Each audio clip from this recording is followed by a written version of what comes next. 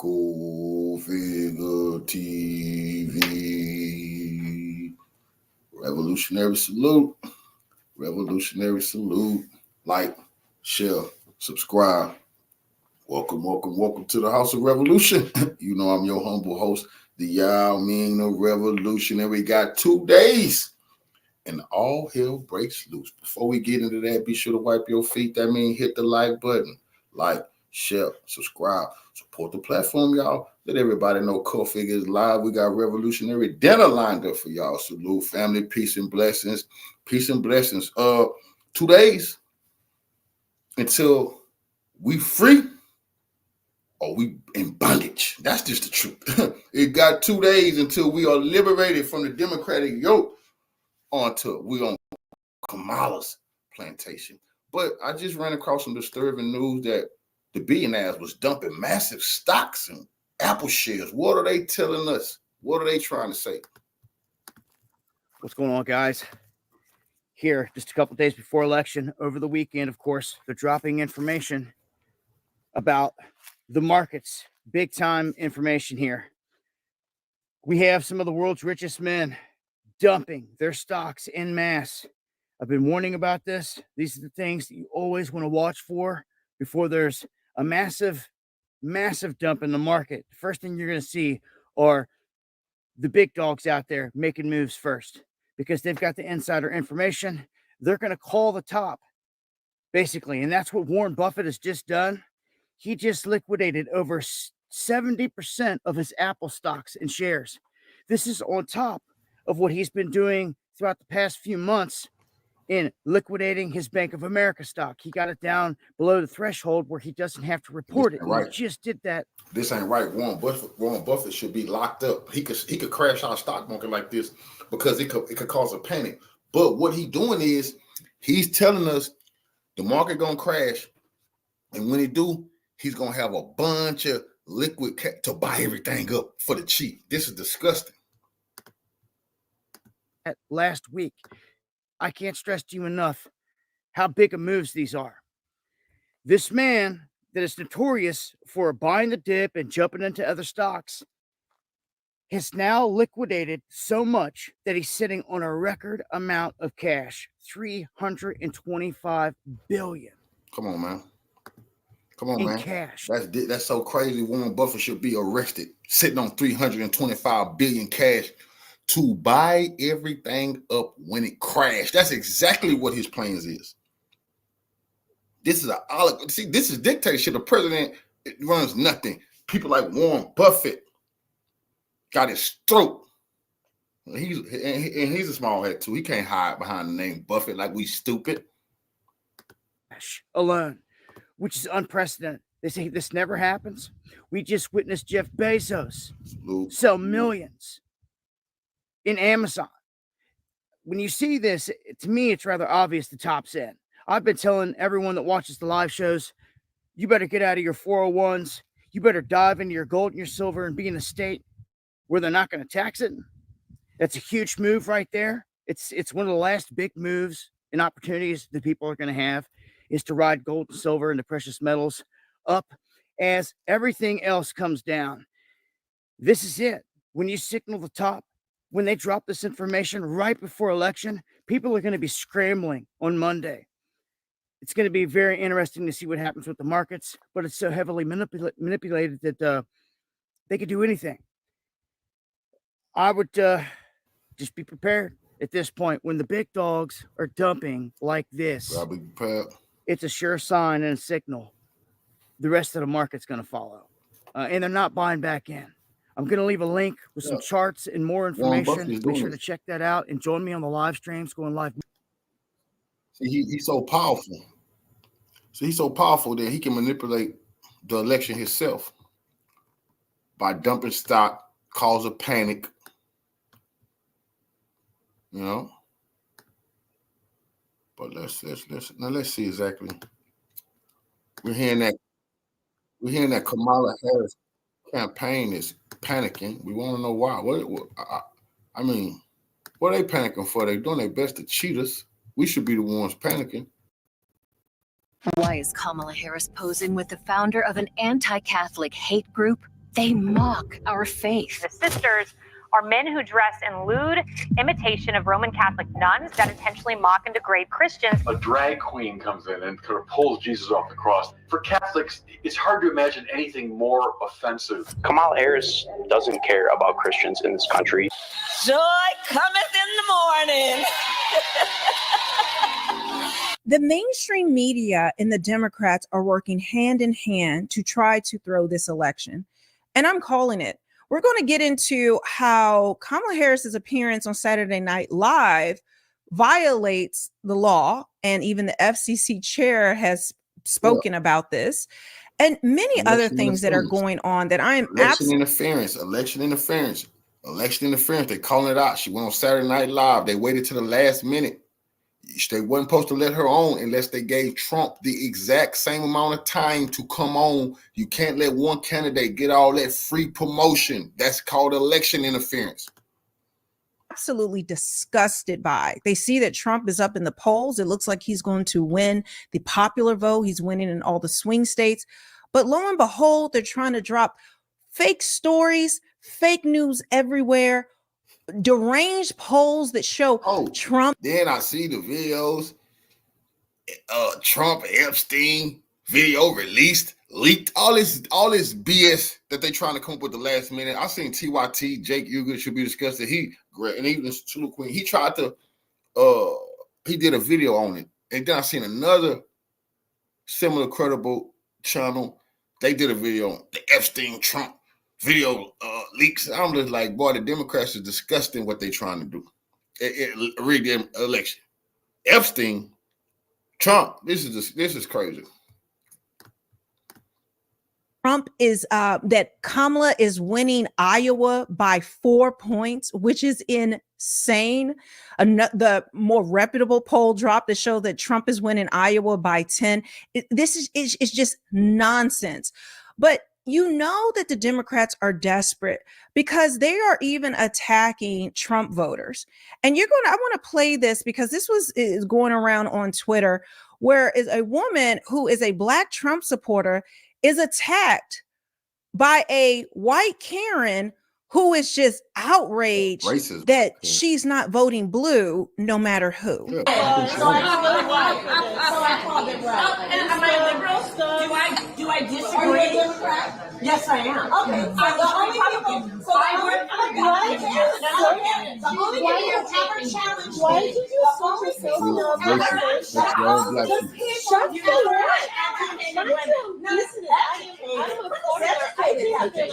It means that you understand what someone is saying. I think we balance and accused of espionage, indicted for espionage. Like I said, the only people who ever challenged me are white Democrat women. I am a 35-year national security expert. Oh, you're so smart. Okay, well, you're clear on that.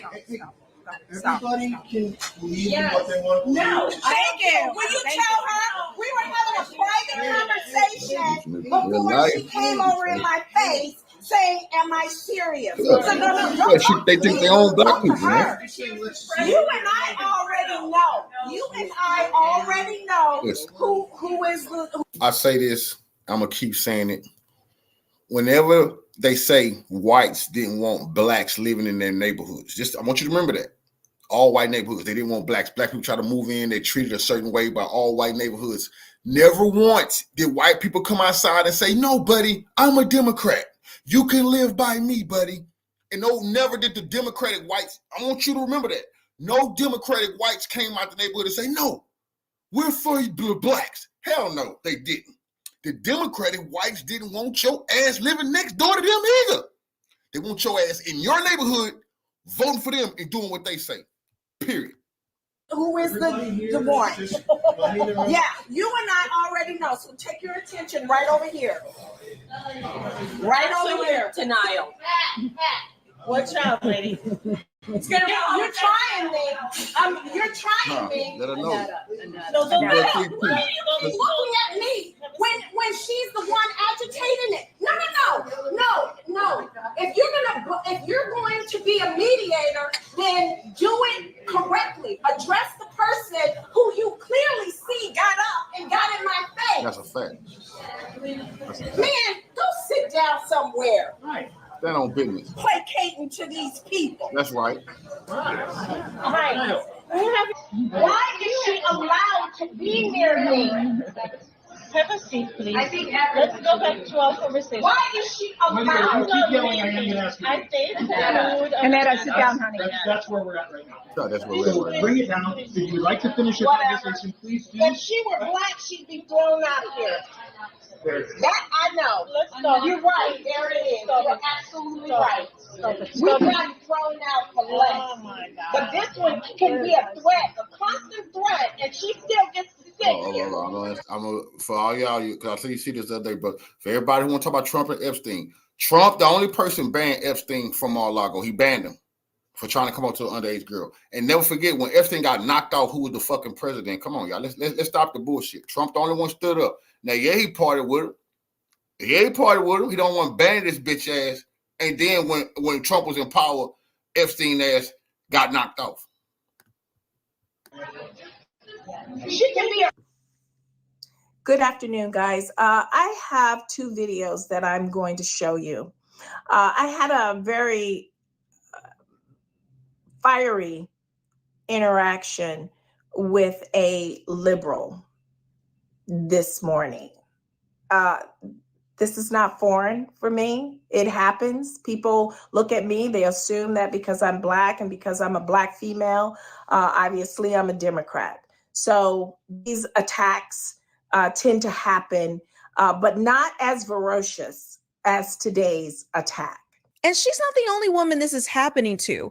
If you are a woman of color, or a Black woman, and Democrat women, old angry Karens, realize you're not voting for Kamala Harris, well, they get really, really nasty. So I want to explain to what just happened. I am in this beautiful place on vacation, a little staycation with my family, and I agreed to participate in a Santa Monica College emeritus meeting and talk about the upcoming election and who I was supporting. And I was treated with such vitriol and hostility by the white, mostly female liberal women who were in the class. I can't say I've ever encountered anything like that before from people who call themselves tolerant. Check yourselves, huh? It's just laughable what they're trying to do now. Even Tim Walz, who he's now resorted to calling Elon Musk gay, basically, and even Joe Biden wants to now not calling somebody gay. I guess rub on Trump's behind, and I guess any of the men who support him, they want his butt. If you're a billionaire, Elon Musk, for example, say, that guy got Michigan knows that word. Look, that dude got a tax cut. But I'm serious. These are the kind of guys you like to smack in the ass. Kamala's desperation is at an... What freaky Joe are you talking about? Tell these people are freaks, man. All-time high. She's giving the same speech over and over and over again, which I showed you guys yesterday. It's just canned responses that are empty and devoid of any real substance. And she panders for votes depending on who she's talking to, what audience she needs to try to sway her way. This is what she keeps saying at churches on Sunday morning, which now suddenly she's this woman of God and she's on the Chitlin circuit of Black churches and going into her, real Black preacher woman speak. But it's the same deranged speech and just canned responses as she normally gives. We are reminded weeping may endure for a night, but joy cometh in the morning. Weeping may endure for a night, but joy cometh in the morning. But joy, man, I'm trying to tell you, that's why I'm so glad this happened, y'all. Because now we can really have this civil war in the Black community that we're supposed to have. We ain't gonna let them get away with this after we finish them off this election. We're not going back. And then we got to go into these churches and find out why exactly did you want gay marriage? Why exactly did you want to have all these abortions? Why exactly was you okay with kids transitioning? And they can't say they're not because they were trying to vote for it and tell us to vote for it. Oh, hell no. We can't go back to business as usual. When these churches, you're not the house of the Lord. You can't be the house of hanky-panky and Greek freakism. You see, this woman right here trying to sit up here and play, messing around with some of our Southern songs, joy maker. Don't be playing with us with this spiritual type of shit. That's disgusting. Like, some of our people actually believed deeply in those old Negro spirituals that she and Brock like to play with. Brock never heard a fucking Negro spiritual in his life. Who played it? His grandma, his white mama, his Indonesian stepdaddy. Who was playing the gospel music? Who played gospel music for Kamala? First time she probably heard any gospel was when Willie Brown, when she was rubbing on Willie Brown's head, he's sitting in his chair listening to some blues or some gospel or something. It's disgusting, bro, because that's not nothing you play with, man. That's how we made it over. That's how we got over. Joy cometh in the morning. That while weeping may endure for a night, joy cometh in the morning. And it's amazing. She's running on everything but her actual record. She always speaks of her record. I was a prosecutor and I did this and I did that, but never gives any detailed facts. None of her operatives give any detailed facts because they know if they did, it would show how horrible she is. How did you vote on Prop 36? So my ballot is on its way to California, and I'm going to trust the system that it will arrive there. And I am not going to talk about the vote on that because honestly, it's the Sunday before the election, and I don't intend to create an endorsement one way or another around it. But I did vote. She was asked about Proposition 39 in California that will give tougher penalties for retail thieves and different crimes happening. And for some reason, she doesn't want to answer how she voted because it's too close to the election. Again, she tries to hide who she really is, deceiving people, lying over and over. And if you I can't really believe this lady is this close to being the fucking president, man. This is crazy. The world we living in, this lady has opportunity to be the president of the United States. That's crazy, bro. And if she could even get in, it would be a backhand to real black women. It'll be a historical joke like what Barack Obama did to us. That's going down in history. This is crazy. Are tough on crime as you say you are, then wouldn't you want to give that answer? Wouldn't that be a great soundbite to say, yeah, look, Kamala's really tough on crime. She's really doing the work of the people. She doesn't want to see illegals doing all of these crimes. She doesn't want to see California to continue to slip into a bastion of criminality anymore. But no, she can't admit that she's not tough on crime. She can't admit her lies, and her record is just deception. Even right before the election, which you would think this would help her. Everything about her and her campaign is fake, and she keeps copying Donald Trump through everything. Even her Saturday Night Live appearance last night literally copycatted what Trump did on Saturday Night Live. Now, I can't play the videos here because they're going to, of course, get copyrighted. You can't really share their clips, but you can just see from the images I'm showing you that they're doing the exact same thing. Nothing about this woman is original. But lo and behold, my oh my, looks like this was a violation of the law. Take a look at what the FCC chairman had to say. The FCC Commissioner Brendan Carr warns the Kamala Harris SNL skit this close to the election breaks FCC rules meant to prevent broadcasters from unfairly influencing voters. This skit clearly aims to dodge the FCC's equal time rule, which exists to prevent this kind of partisan bias on public airwaves right before an election. She already did it. And do you know what that means? That means that they actually have to give equal time to Trump before November 5th. See, this plan that she had where she actually skipped out from a rally and campaigning to do this, this very sneaky thing, of course, again, working with the mainstream media to do this type of thing, but it was illegal. So now we got to figure out, what are they going to do? But most likely what they'll try to do is they violate the law, they cheat. This is what Democrats do. And then they ask for forgiveness later, well after the election is over and before anything can be done about it. But all of their efforts to try to deceive and to, make up lies and how the media tries to do things, even on their own programming, they are getting killed by what real people have to say. And this is why on November 5th, we have to vote and vote like crazy, because we need to make sure that mainstream media gets the whipping that they deserve, that the Democrats get the whipping they deserve, and so does Kamala Harris. Every day, the ads, masses of flyers, text, and mail. Do you read it all? No, maybe a few months ago, but now it's become overwhelming. And for Jalbert, who works 3 jobs to make ends meet for his young family, none of these ads are changing his mind. We were thriving under Trump's administration, and right now we aren't. I'm a regular guy. I'm a working class guy, so I can't sit here and explain economics to you. But as a regular guy, I could say, under this administration, we're thriving. Now we aren't.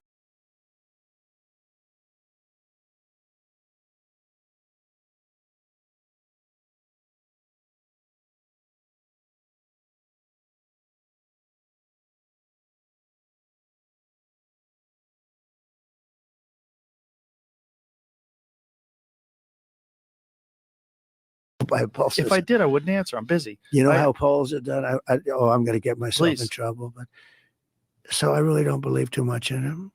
So 2016 taught a lot of people about the ineffective. Well, they were very use of ineffective polls. because Yeah. I thought I was doing well. I'd go to a place and I'd have 30, 40,000 people. Hillary would go, they have 500 people, and they tell me I'm going to lose. I said, why am I going to lose? I had 40,000 people. She had 200 people. But, I have a theory. These pollsters, they charge you a lot of money, too. They charge you $500,000 to do some stupid poll, and they interview like 251 people.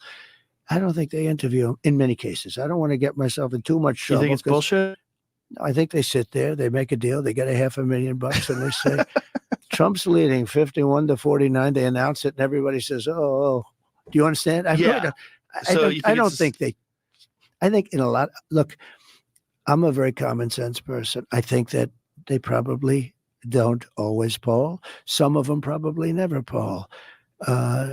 What's the difference between 49-51 and 47.5? Well, it's also a tiny percentage of the population. I don't think it's representative of the overall population. I just don't think I don't know is. of one person in my whole life that ever got called by a pollster. Exactly. That's my point. So And we are just 3 days away from the greatest political victory in the history of our country, I guess in the history of the world. But it only happens if you vote. If you don't vote, then bad things could be happening. You'll be very depressed. And we don't want to have depression, right? There's no depression. The best way to stop depression? Work your ass off. Work your ass off. You don't have time. You want to work so hard that you don't have time for depression. But I didn't come here looking for your money. I don't need your money. I don't want your money. All I want you to do is get out and vote. Get out and vote. Tuesday. All right, guys, we got to talk about the latest obvious psyop from the mainstream liberal media that is clearly being put out here in order to fire up a Democrat Party base that has not seen the early voting turnout that they need in order to win. Okay, that's what's happening here. Okay, the Democrat Party is depressed. Kamala Harris, as a candidate, she's not actually really motivating people to go out and vote. She's not Obama. She's not even Biden. She's not Hillary. Okay, that's the honest to God truth. She's not. Okay, but Democrats right now, they are in desperate need of hopium, and that's exactly what they got here with this clearly rigged poll from Ann Seltzer for the Des Moines Register, showing Harris up +3 over Trump in Iowa. We want to protect the women of our country. The Des Moines Register Iowa poll shows that women are turning away from Trump and leading Harris's surge in the state. Independent women are breaking late for Harris, giving her a 28-point advantage with them over Trump. Wow. And women 65 and older, they favor Harris by 35%. Independents overall supported Trump the past 2 presidential elections in Iowa, but this poll shows them picking Harris instead by 7%. Harris is also better with her own party. 97% of Democrats support her, while 89% of Republicans support Trump. We close with 2 other quick points.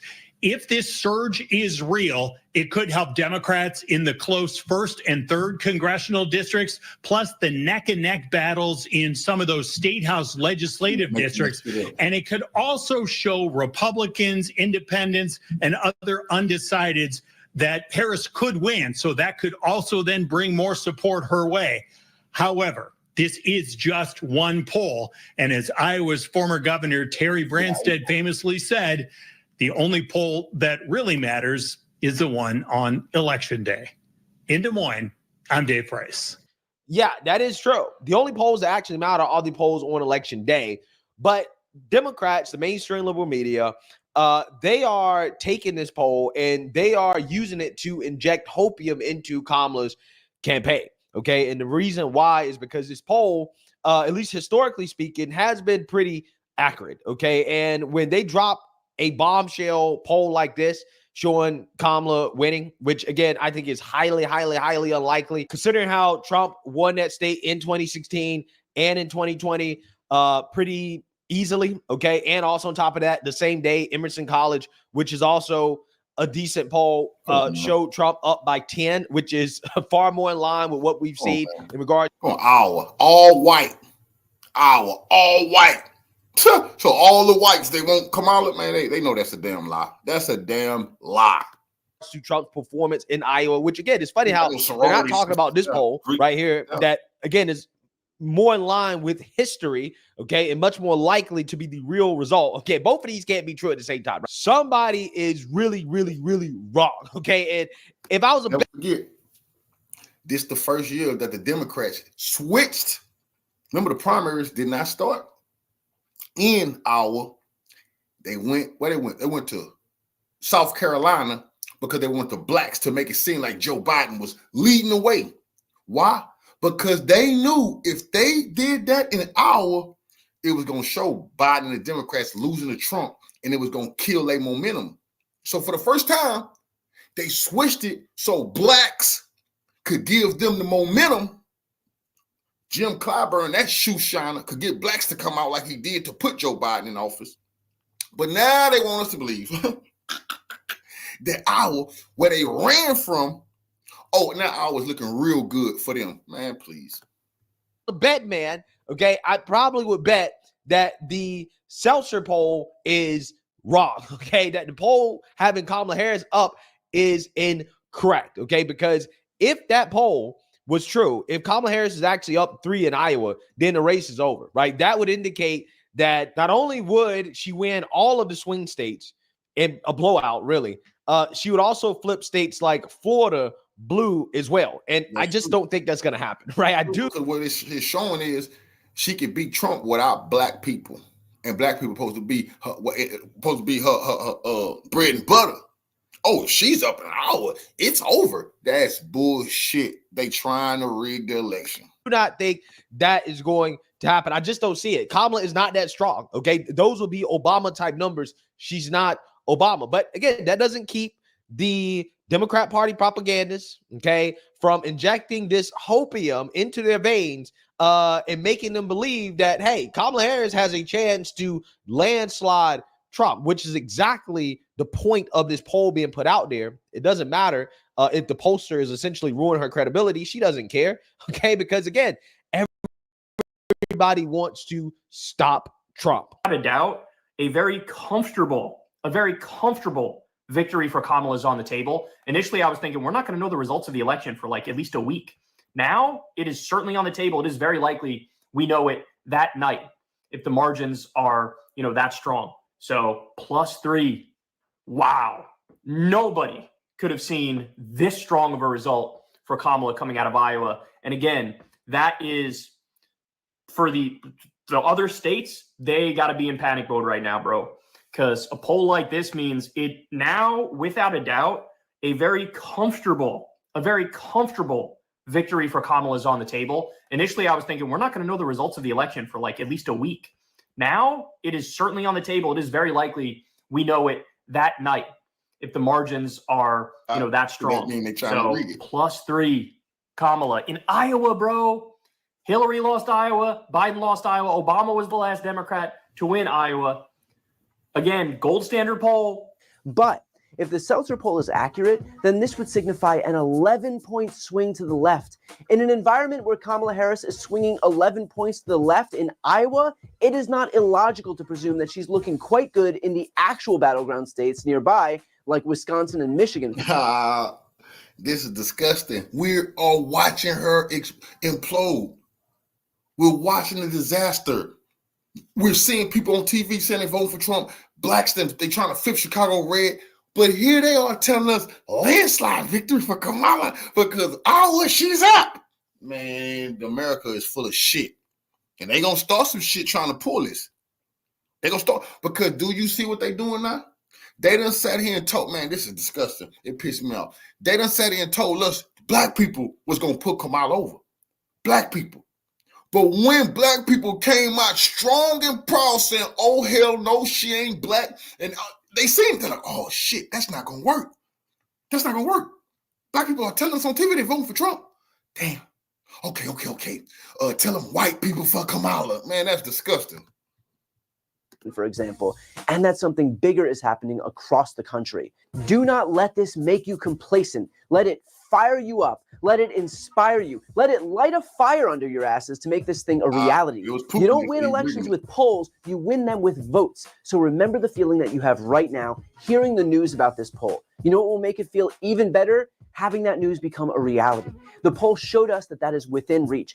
And that is the point, right? That is the point of the poll, okay? The point of the poll is not to actually show where the race is at in Iowa, because, again, we know that if Democrats thought that the race was close in Iowa, if that poll was actually accurate, Kamala Harris would be campaigning there, right? She would be spending resources there. She's not, okay? And the Trump campaign would be there as well, too. The fact that both campaigns are not there, okay, tells you everything you need to know about whether or not that poll is accurate. That poll is not accurate. Okay, and the pollster is essentially throwing away her reputation in order to fire up the Democrat Party base. That is my honest to God opinion, because the turnout for Democrats, especially in some of these key swing states like North Carolina and Georgia, when you look at, for example, black voters, which is a key voting block for Democrats, is down. It's down. Okay, I find it hard to believe that Trump is going to lose Georgia and North Carolina at this point. Okay. In Arizona, in Nevada, especially in Nevada, she's not getting the numbers that she needs to get in regards to early voting. Even when you look at some metrics, like, for example, the gender gap in regards to women voting, right? And that's what the media wants to make a big deal about, is how much women have coming out and voting, right, in this election. It's still down from 2020.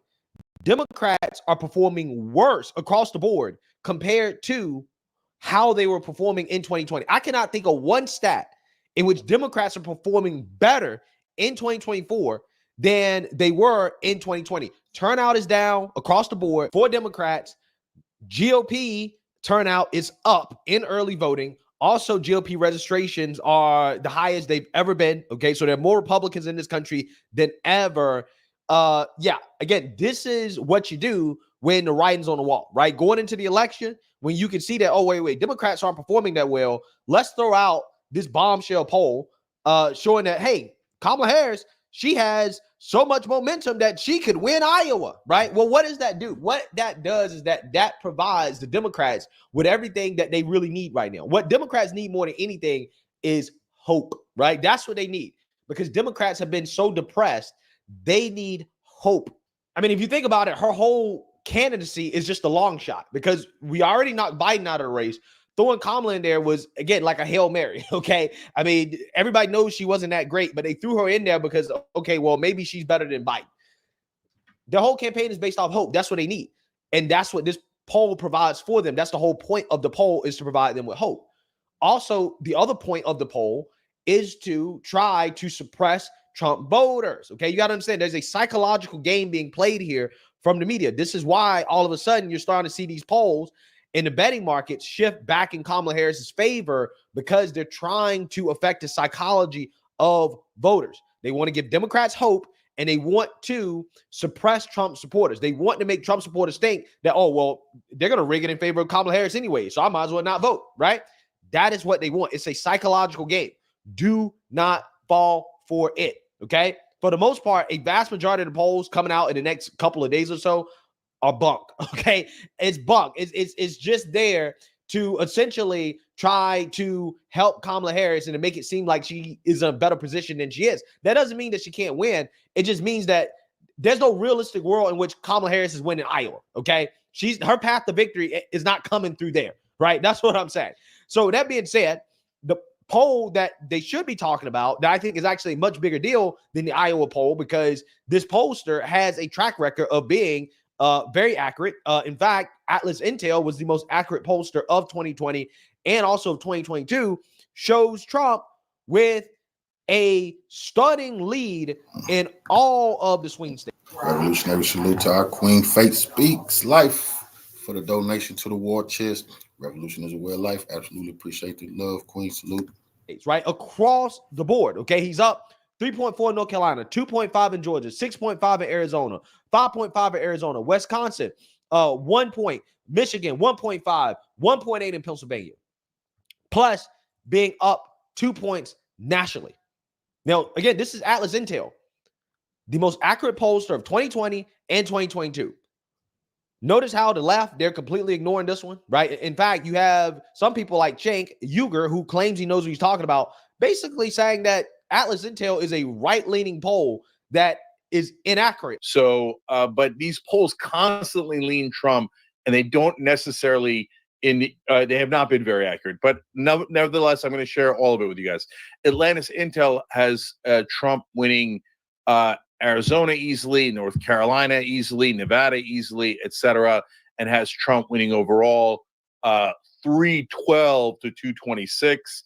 In fact, they have him winning all of the swing states. So another one that's not very reliable is Trafalgar Insider. That's also leans Republican and inaccurately so in the past. Doesn't mean they were inaccurate this time. The only poll that's correct is the Iowa poll. Man, you can't trust these dudes are scam artists. I'm 306, 232 Trump.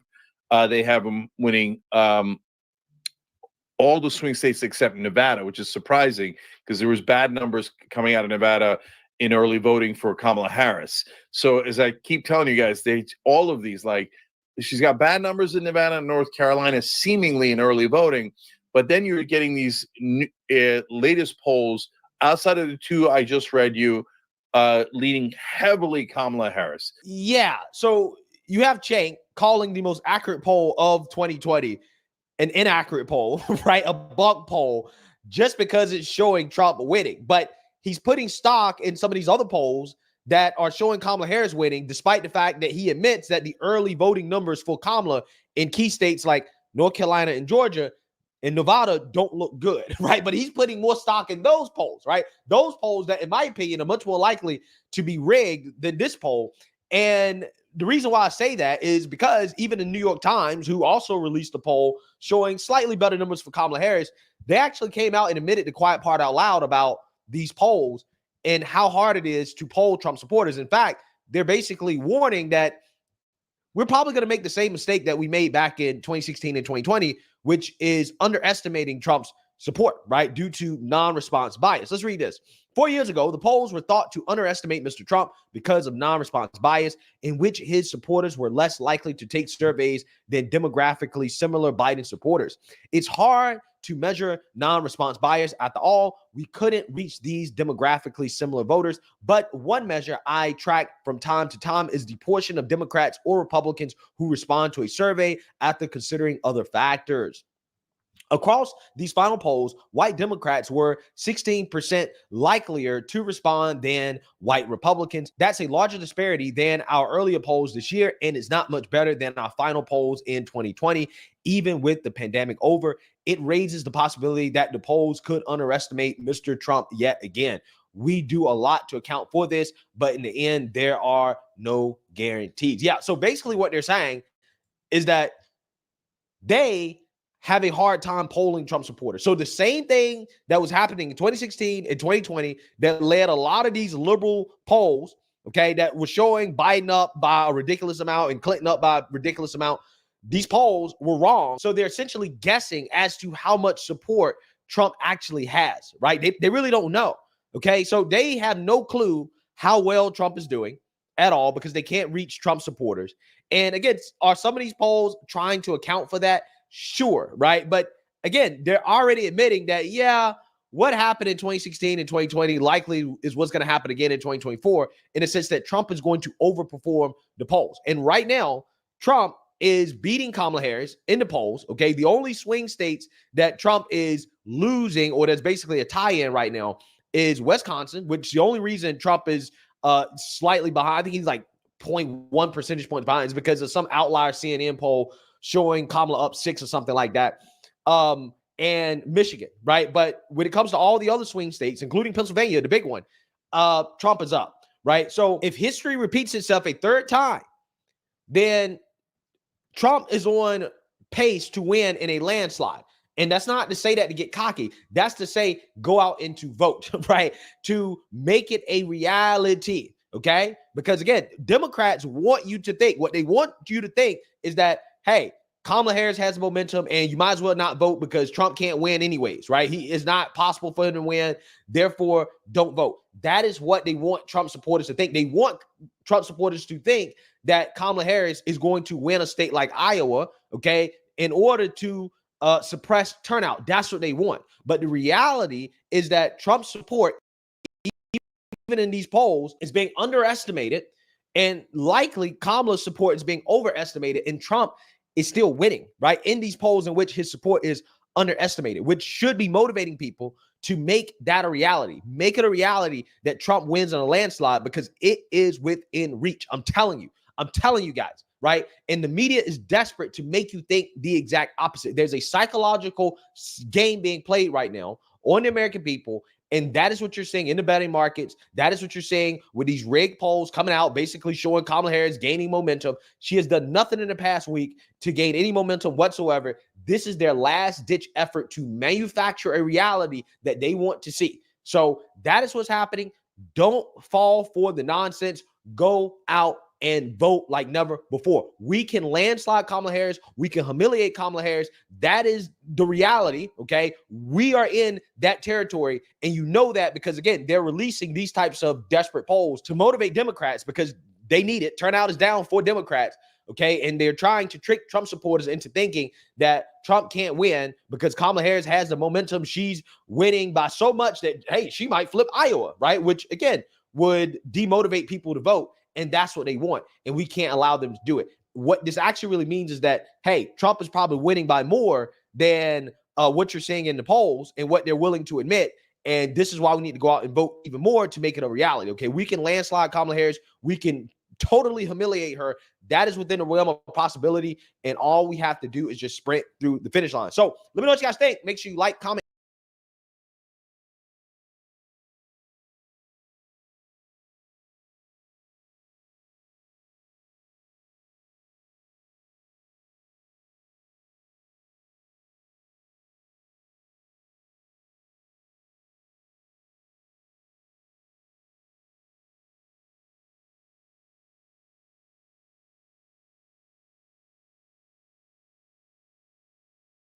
Now, this is how they play. We're going to look at some old polls. This is how they plan on winning. We've been seeing the fraud for the last week that's been going on around this country. They think we're stupid. Widespread reports of illegal immigrants voting on U.S. elections, and now the Supreme Court has stepped in. First, news overnight out of Michigan. Michigan officials have charged a Chinese national for illegally voting in the election at an early voting site in Ann Arbor, Michigan. And the only reason he was busted is because he asked the clerk to get his ballot back after he submitted it.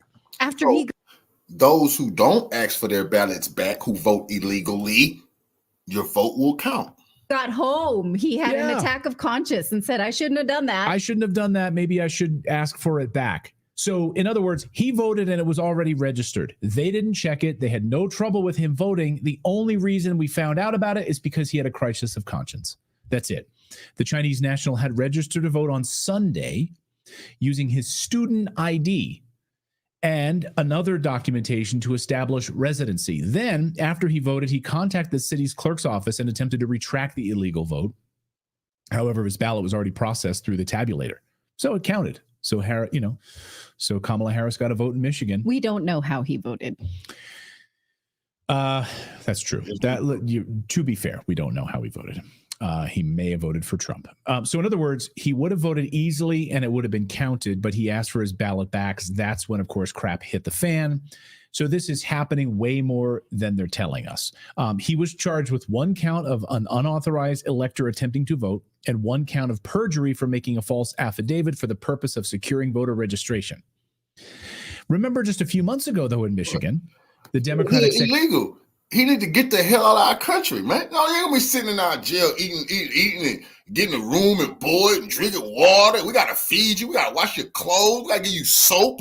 We gotta give you toothpaste. Hell no, we're not paying for that illegal. His ass need to get kicked out the country for what he did immediately. Secretary of State there, Jocelyn Benson, told us that illegals can't vote in Michigan because that's a conspiracy theory. That's not happening. So there's been a lot of noise about people who aren't U.S. citizens voting in our elections. But here's the truth. Only U.S. citizens can register to vote or cast a ballot in our elections. Anyone who claims otherwise is intentionally misleading you. In fact, it's illegal for non-citizens to vote, and it is extremely rare for anyone who's not a citizen to even attempt to register to vote or cast a ballot. Yeah. That's not true. It's just not true. And again, as J. Christian Adams pointed out, that a lot of times since there's this dragnet of putting illegals into registration through the motor voter system and other welfare offices, a lot of times they don't even know they've done it. And so that's just, she's lying. Right. A lot of people in our chat, Oklahoma Stoner chick in our Rumble chat says she's a liar. She's lying. Bodie Master says she looks fake. Lie. Yeah, it is a lie. Yesterday, we showed you busloads of illegals showing up to vote in Pennsylvania, skipping the line.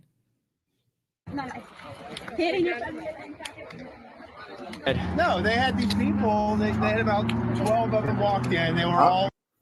This how they bet they vote in an hour too. I bet you a lot of illegals went to Iowa. They didn't look at that. Did they ship a lot of illegals to Iowa to surge for Kamala in the polls? Come on, y'all. Disgusting. All corners, and then they took them up. These younger people helped them to fill out. They say vote PA today, and then they took them up, and somehow they beat a 2-hour line, and then they walked up. And the one lady, they were even asking her, they're like, "We don't have you in the system. Your name's not right." And they're like, "Oh, well, we'll take it back and change it." Yeah. How do you change your damn name? Exactly. Yeah. Well, thank you. Yeah, this is not just happening on purpose. As Citizen AG reported in a now viral video, and thanks to Alex Jones for sharing this, today, this all starts with the motor voter DMV. And as Natalie was talking about with J. Christian Adams about motor voter, and of course, that's where a lot of these problems start. That's where the Democrats are using to target these illegals to vote. Watch. I found the source of exactly where all these illegals are getting put on the voter rolls, and it's going to be made public very, very soon. And I'll tell you right now where it is. And it's an organization called the Electronic Registration Information Center. It's led by a guy named David Becker, who was involved in a scandal while he was a U.S. attorney. And he essentially contacted the city of Boston while he worked for the DOJ, and the DOJ sued Boston over voting rights, claiming that he would help them get out of it. He then worked for PFAW, the People for the American Way, a far-left organization. Then he went on to work for Pew. And with George Soros' money, he created an organization called the Electronic Registration Information Center, which is known as ERIC. And then ERIC contracts with the states to get your DMV records, all that sensitive data that nobody else can get, that's protected under the Driver's Privacy Protection Act. That's where they're finding out the ineligible voters. That's where they're finding out who in the state isn't registered to vote. And their membership agreement prohibits you from disclosing to them who is or is not a citizen. So you send all the information to people that live there. Don't tell them if they're citizens or not. And they pump those names onto the voter rolls, and then they circulate it back, and then they give it to the other organization David Becker found, which is the Center for Election Innovation and Research, which is the recipient of all those Zucker bucks from back in 2020. So great job to Citizen AG for that. Well, the Supreme Court has now ruled, at least in Virginia, that non-citizens cannot vote. CNN just admitted on camera that this will hurt Democrats. I can't believe they actually admitted this. CNN, watch. Breaking news now. The Supreme Court is allowing Virginia to purge suspected non-citizen voter registrations. This is a big decision from the Supreme Court. Just came in moments ago.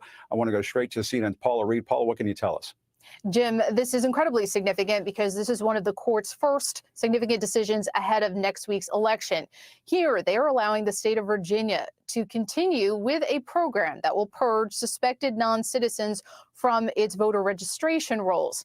Now, this is a bit of a surprise because the trial court and the appellate court sided with the Biden administration that objected to this purge, saying that the state cannot, under federal law, remove large groups of people from the voter rolls within 90 days of an election. Though there is nothing stopping them from investigating individual voters and removing them from. Democrats, this is what they be saying. The Republicans are trying to stop people from voting. They're trying to stop your vote. Like, they don't want you on the voters' rolls. They don't want you to vote. They're trying to save illegals. Now, why is illegals? Why is non-Americans? Why is non-citizens? Why are they on the voters' rolls? And everybody should be like, yeah, get them off of there. But the Democrats know those people are voting Democratic, so they don't want them on there. I mean, they don't want them took off. Joe Biden, no, it's illegal for you to take them people out. Joe Biden, we're talking about people who are not citizens. Why are you so worried about that? From the voter rolls. Now, former President Trump has seized on this issue in Virginia, as have other Republicans, as a way that they should be able to remove suspected non-citizens, calling it sort of a common sense move. And here, a court divided across partisan lines, siding with Republicans. Now, Governor Youngkin, who is implementing or attempting to implement this program, he has issued a statement saying, quote, "This is a victory for common sense and election fairness." Don't use that term. It's not a voter purge. It is them implementing Section 8 of the Voter Rights Act, which requires you to clean up dirty voter rolls. So when the state gets their list of who is voting, and some of them are flagged as non-citizens, they are required to do something about it. Now, more of them get flagged as dead than non-citizens, but Democrats don't want anybody pulled off of that list, even though it is in the Voter Rights Act. So it's not a purge. It's just their obligation under Section 8 of the Voter Rights Act. Well, as Democrats love dead people voting. Yeah. They've been absolutely using that. So, you don't want to pull anybody off those lists. Democrats don't want anyone off those lists. And that's why they've been fighting it. That's why they've been going like balls to the wall to keep all of these people on these voter rolls. Yeah. I mean, how can you even in good conscience, like, how do you go home at night and talk to your family about this? Like, honey, what did you do today? I fought to keep dead people on the voter rolls in the United States of America. I fought to keep illegal immigrants on the voter rolls in the United States of America. Mm-hmm. That's what they're doing.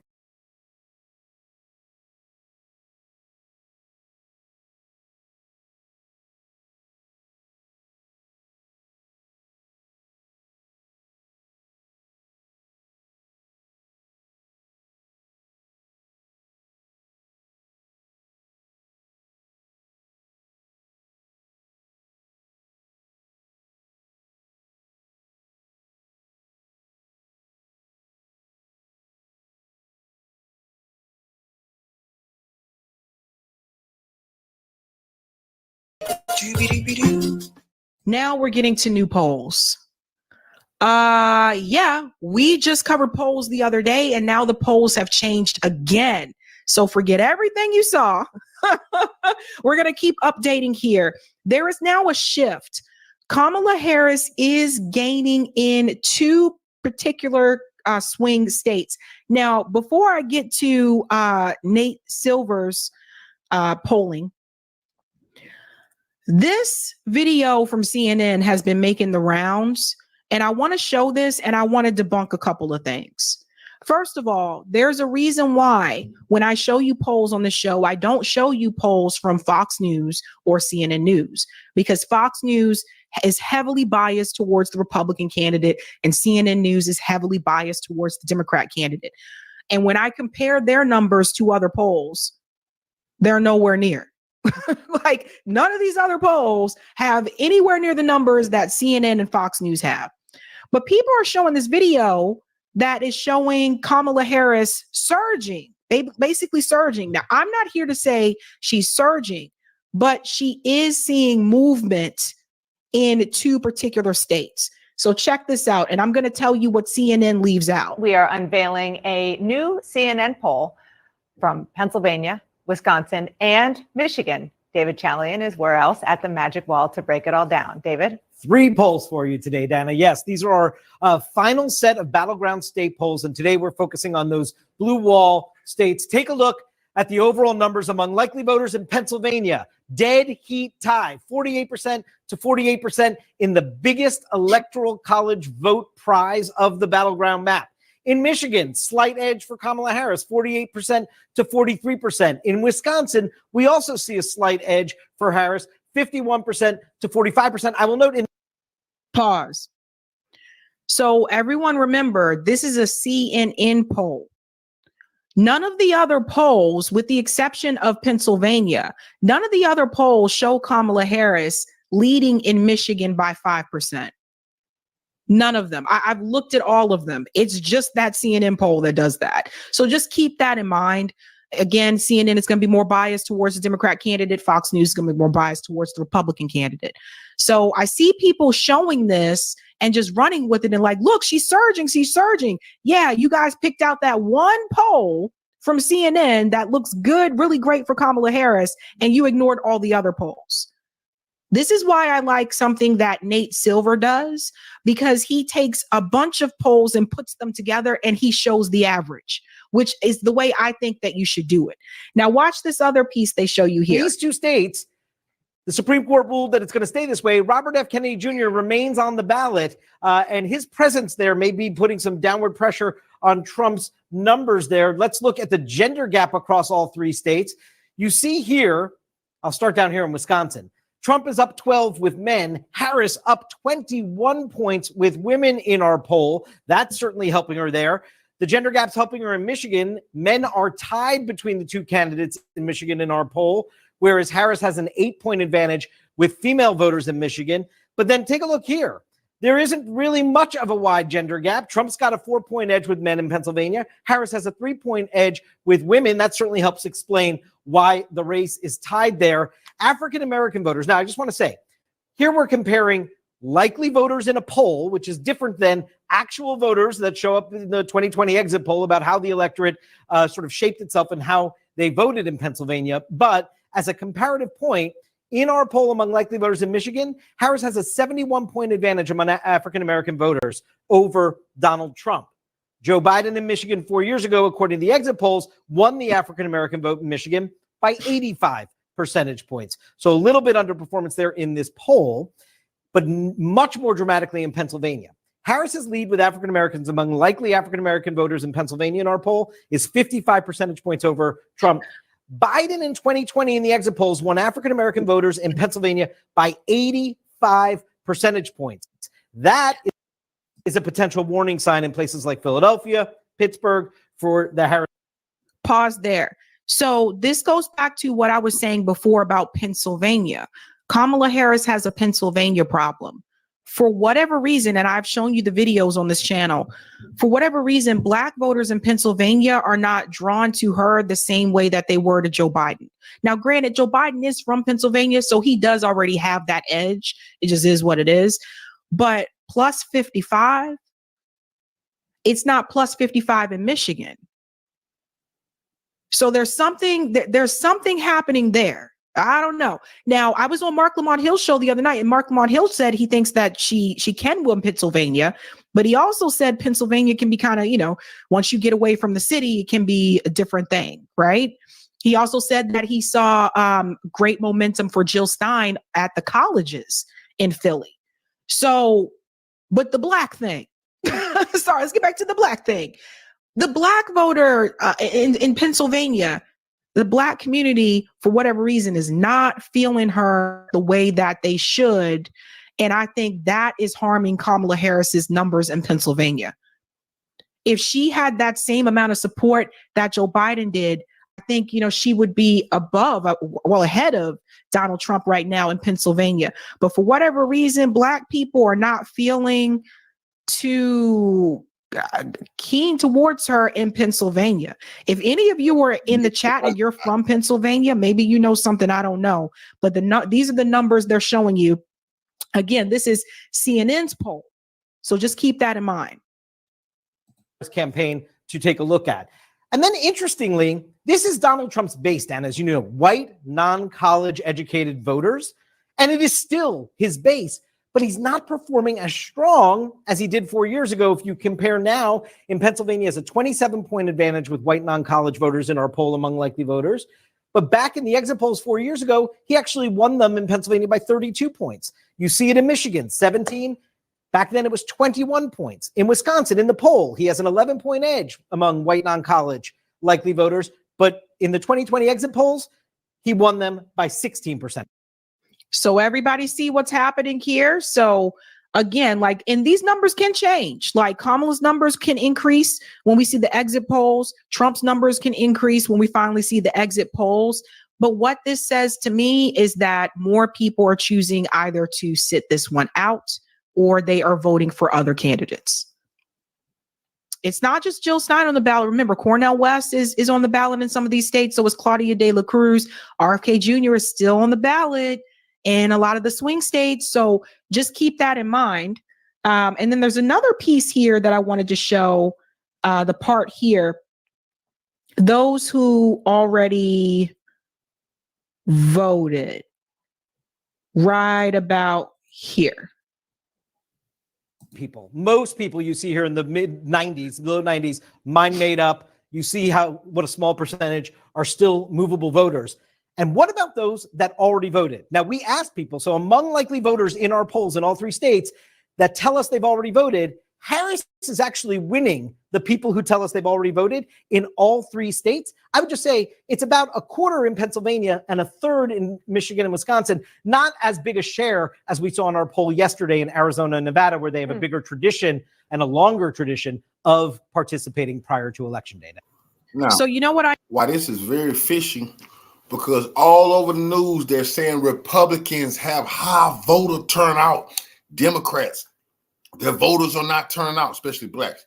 But these CNN is saying, no, that's not true. Forget about what I was talking about, because we talk to the people, and forget what the polls are saying. We talk about what people we talk to. 61% saying they vote for Kamala to Trump's 35 in Michigan. 60% told us they vote for Kamala in Wisconsin to Trump's 38. 57% to Trump's 40%. This is the people we talk to. That's not what all the news stations are saying about the Republican high voter turnout, and the Democrat do not have high voter turnout. CNN is saying something different. I noticed, number one, let's go back a little bit. Notice that they're only showing you Michigan, Wisconsin, and Pennsylvania. They're not showing you the Sun Belt, and there's a reason for that. We'll get to the polls, and I'll show you why. They're not showing you the results of who's voted. They're talking about people they talk to.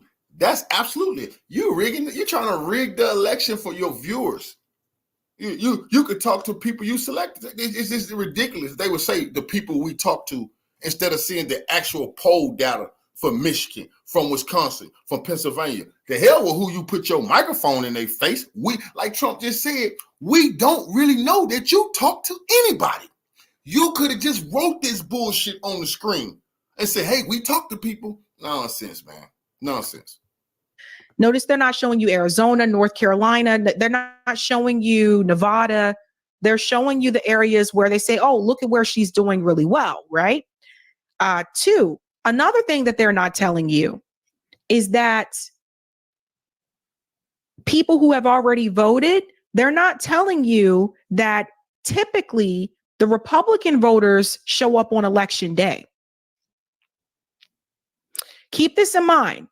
Republican voters typically show up on election day. Now, granted, they did have a surge of early voter registration, but typically they vote on election day. Now, let's pay attention to that.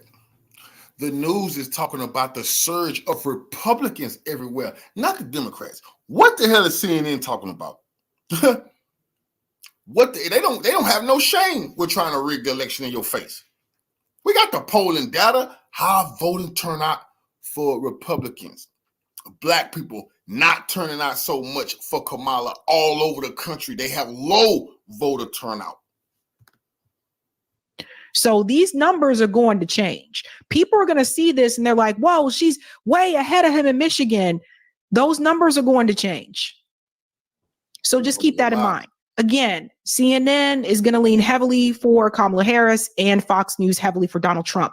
No other poll that I have seen is showing the numbers that the CNN News poll is showing. Nate Silver does a really good job of this. We're going to go ahead and bring him in here. Now, he is showing there is growth for Kamala Harris. No other poll will ever show you what CNN was showing because CNN just made it up.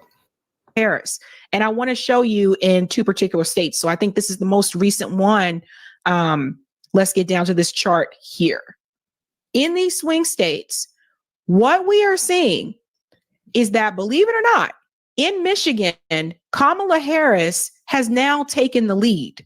So now she's at 48.3%. She's ahead of Donald Trump, who's at 47.3%. So she got an increase of +1.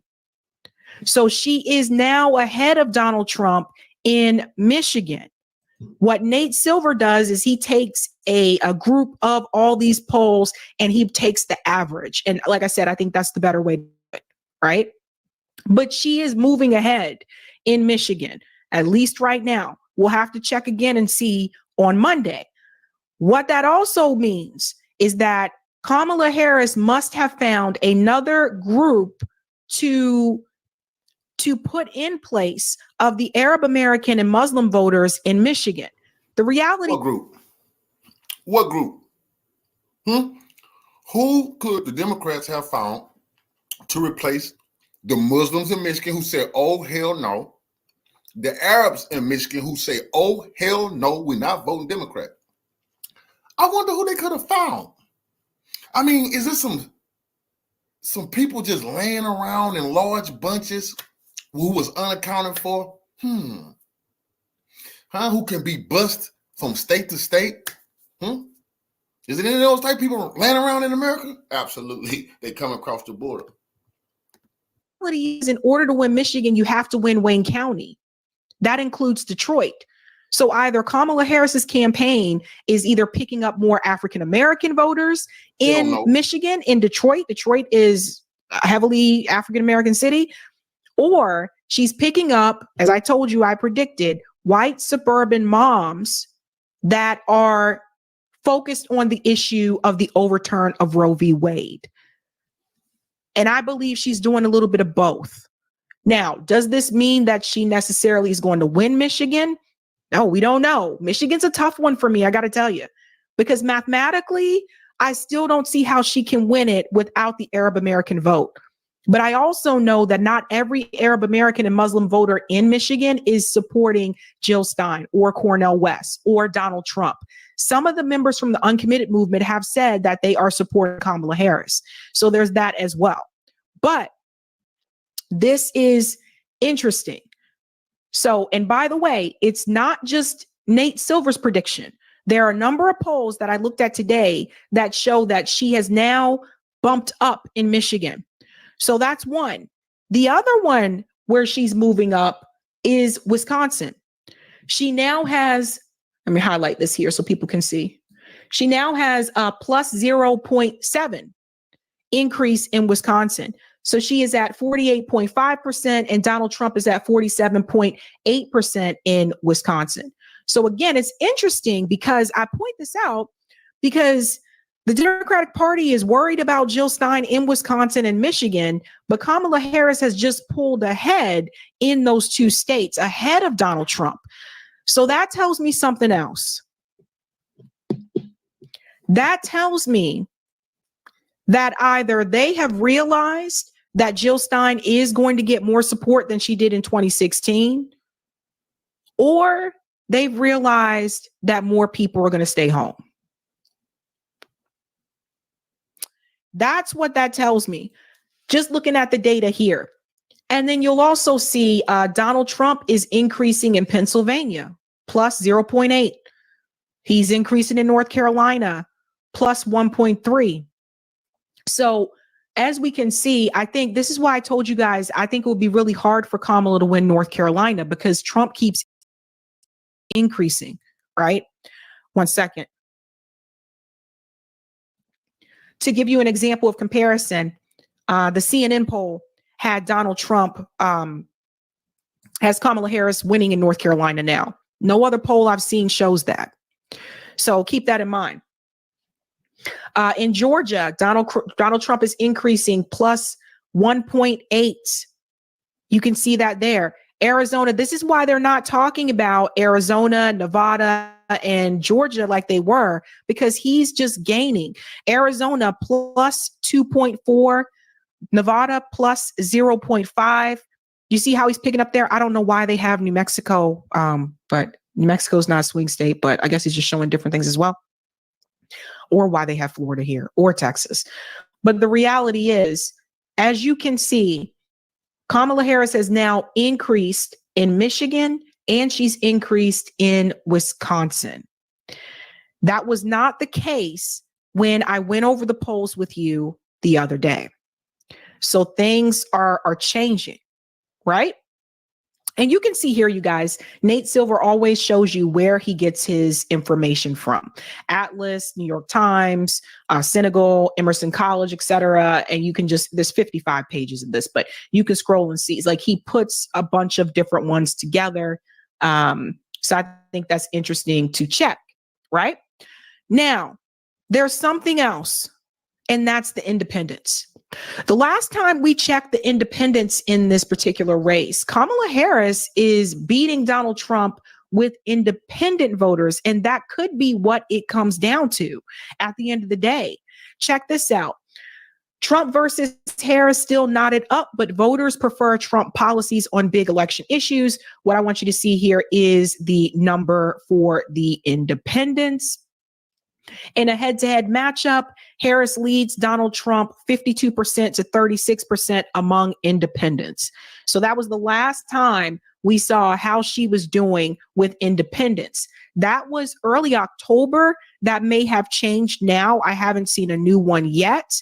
But at the end of the day, this could just come down to the independents, right? Because we really don't know how they're going to go. All these different things. Then there's this issue of Virginia. Now, Donald Trump apparently says he sees momentum or a possibility in Virginia. I don't really agree with that, and I'll show you why. But this happened, and I don't know if people saw this. Apparently, Donald Trump sees surge in support among Black Virginia voters. In a new poll, let's see how this goes here. It says, in a survey of 1,014 Virginia likely voters, 183 of whom identified as Black, the Republican nominee garnered 32% support from Black voters. So that is interesting. It says polling conducted by the group from September 19 to September 22, which included 197 Black voters, saw Trump receiving only 15% of the vote.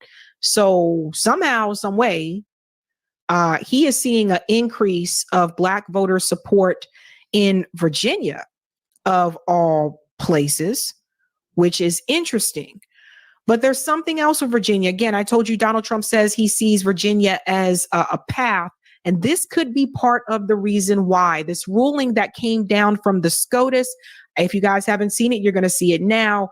Governor Youngkin apparently has won his case with the Supreme Court. And how will this affect voters in Virginia?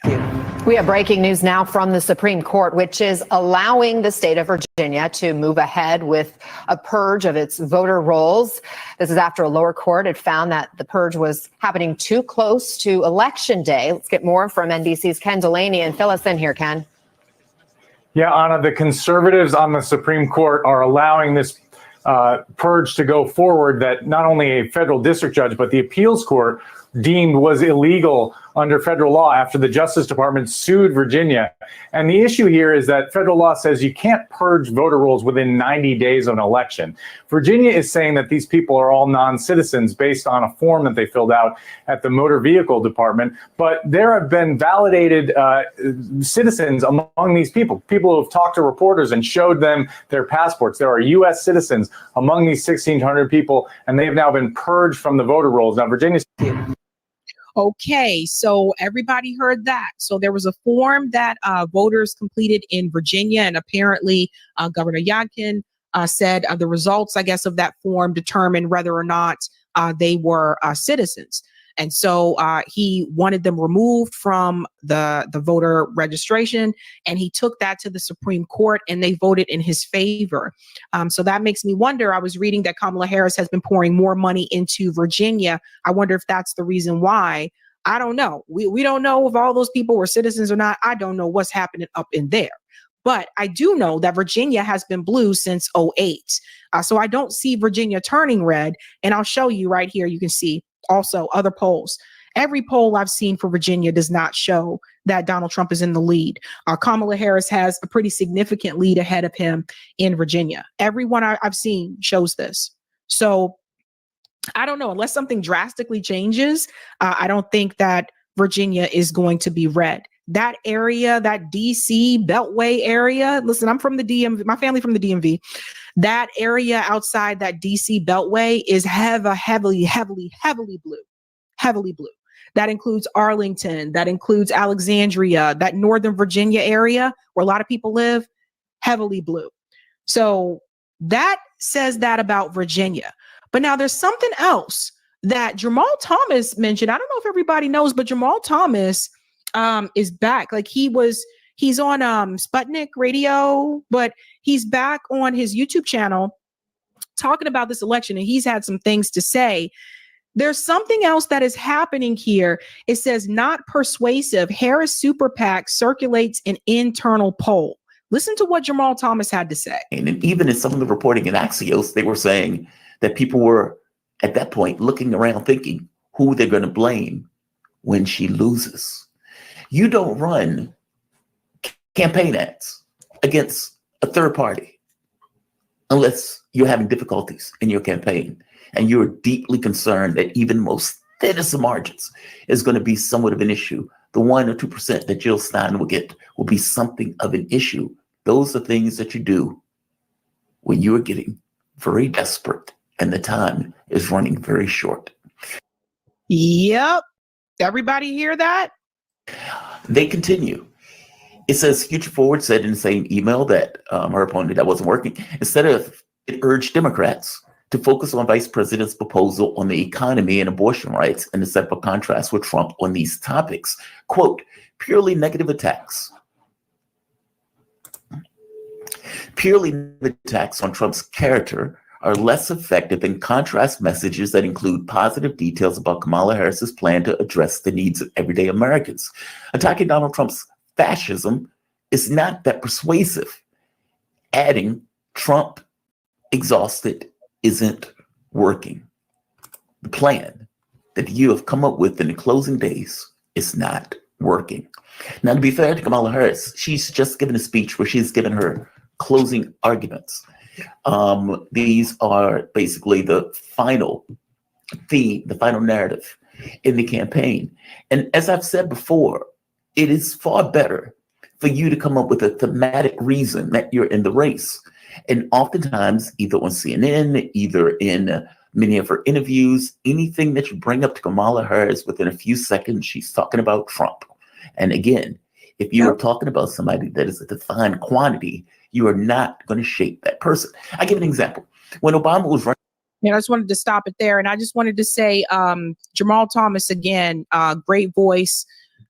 He hosts radio show, Fault Lines, great voice, was a part of the Bernie movement.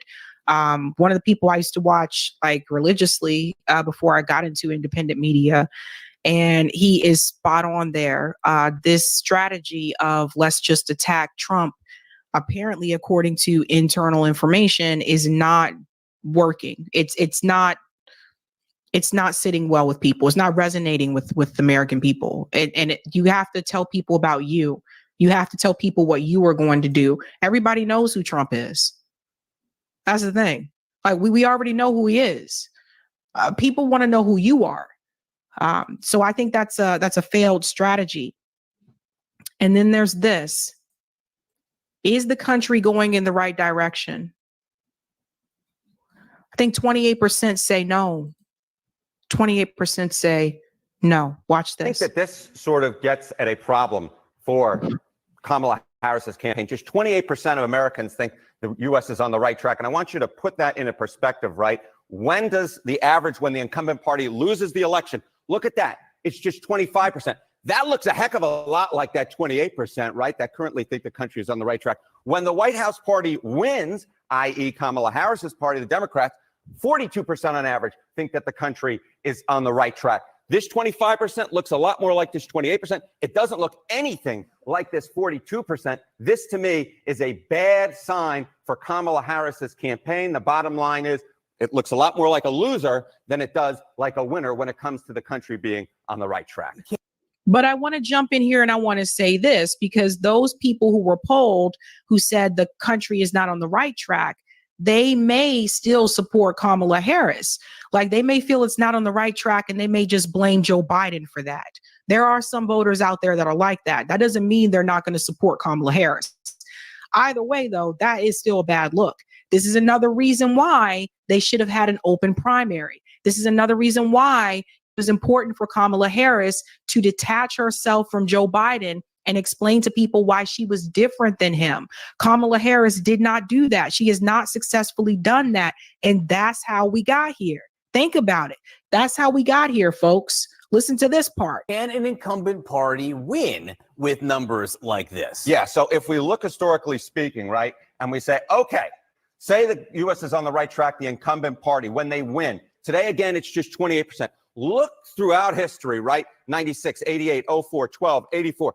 In all of these instances, far more than 28% thought that the country was on the right track. 39 was the lowest back in 1996. We got upwards of 47% in 84. Of course, that was a blowout, right, for Ronald Reagan. So there is no historical precedent for the White House party winning another term in the White House when just 28% of the country thinks that we're on the right track. John, simply put, it would be historically unprecedented. So you hear what he's saying? Based on history, the incumbent party wouldn't have a path to victory based on the responses of the polls. However, this election is different. I always want to give you guys the other side of the story as well. I want to tell you what they're not telling you. The reality is Joe Biden is not still in this race. Joe Biden was the incumbent. He dropped out. So what's different, and this is why I keep saying it's hard to compare this election to 2020 in some ways, or even 2016, because the incumbent president dropped out of the race. And that's going to make a difference. Kamala Harris was appointed. Again, there was no open primary. There was no primary for Democrat Party 2024. So she was just selected. Will that affect her negatively or positively? You know, some people are not too happy about that. And some people just don't care. They just don't want Trump there. But this presidential election is not like the other ones that we have experienced. So just keep that in mind. Is there any good news or interpretation or prism you can look through where Democrats can say, well, maybe it's okay? Okay, so let's look back to the last midterm, because sometimes history is made to be broken, Mr. Berman. All right, say the country is on the right track in midterms. Democrats had a good midterm despite this. The old low for the country saying that we were on the right track was 27% back in 1994. Of course, that was a blowout, right? The Republicans romped over the Democrats and Bill Clinton. But this particular past midterm, look, just 26% said that the country was on the right track, and Democrats did pretty gosh darn good. Maybe we've entered a new political environment where Donald Trump is so unpopular that these historical norms, these historical measures that we look at don't actually mean what we think anymore. I'll tell you this much. Kamala Harris better hope that's the case, because otherwise this right track, wrong direction situation will not work out in their favor. Also, 2022 wasn't a presidential election. right? 2022, those were congressional races. So just keep that in mind. Okay. Now, let's move on, because again, I still think there's something I want to point out here, and kudos, because one of you reached out to me and you said, please take another look at Professor Alan Lichtman's keys. And there was something that I noticed. We're going to pull up here. Now, he makes these predictions about who's going to win the White House. Apparently, he's never been wrong. They call him the Nostradamus of this, etc. But I noticed that Alan Lichtman, it seems like for some of his keys, the definition changes. And so we're going to apply that to 2024. Now, we will see here in 2020, he predicted that Biden would win. I think 2020 was a little bit easier for people to predict because, you know, we had the pandemic. And you guys know about all that, right? He predicted that Biden would win. Now, one of these keys in particular, I'm going to highlight because I know what he said about 2024, and I'm going to tell you why I disagree with him.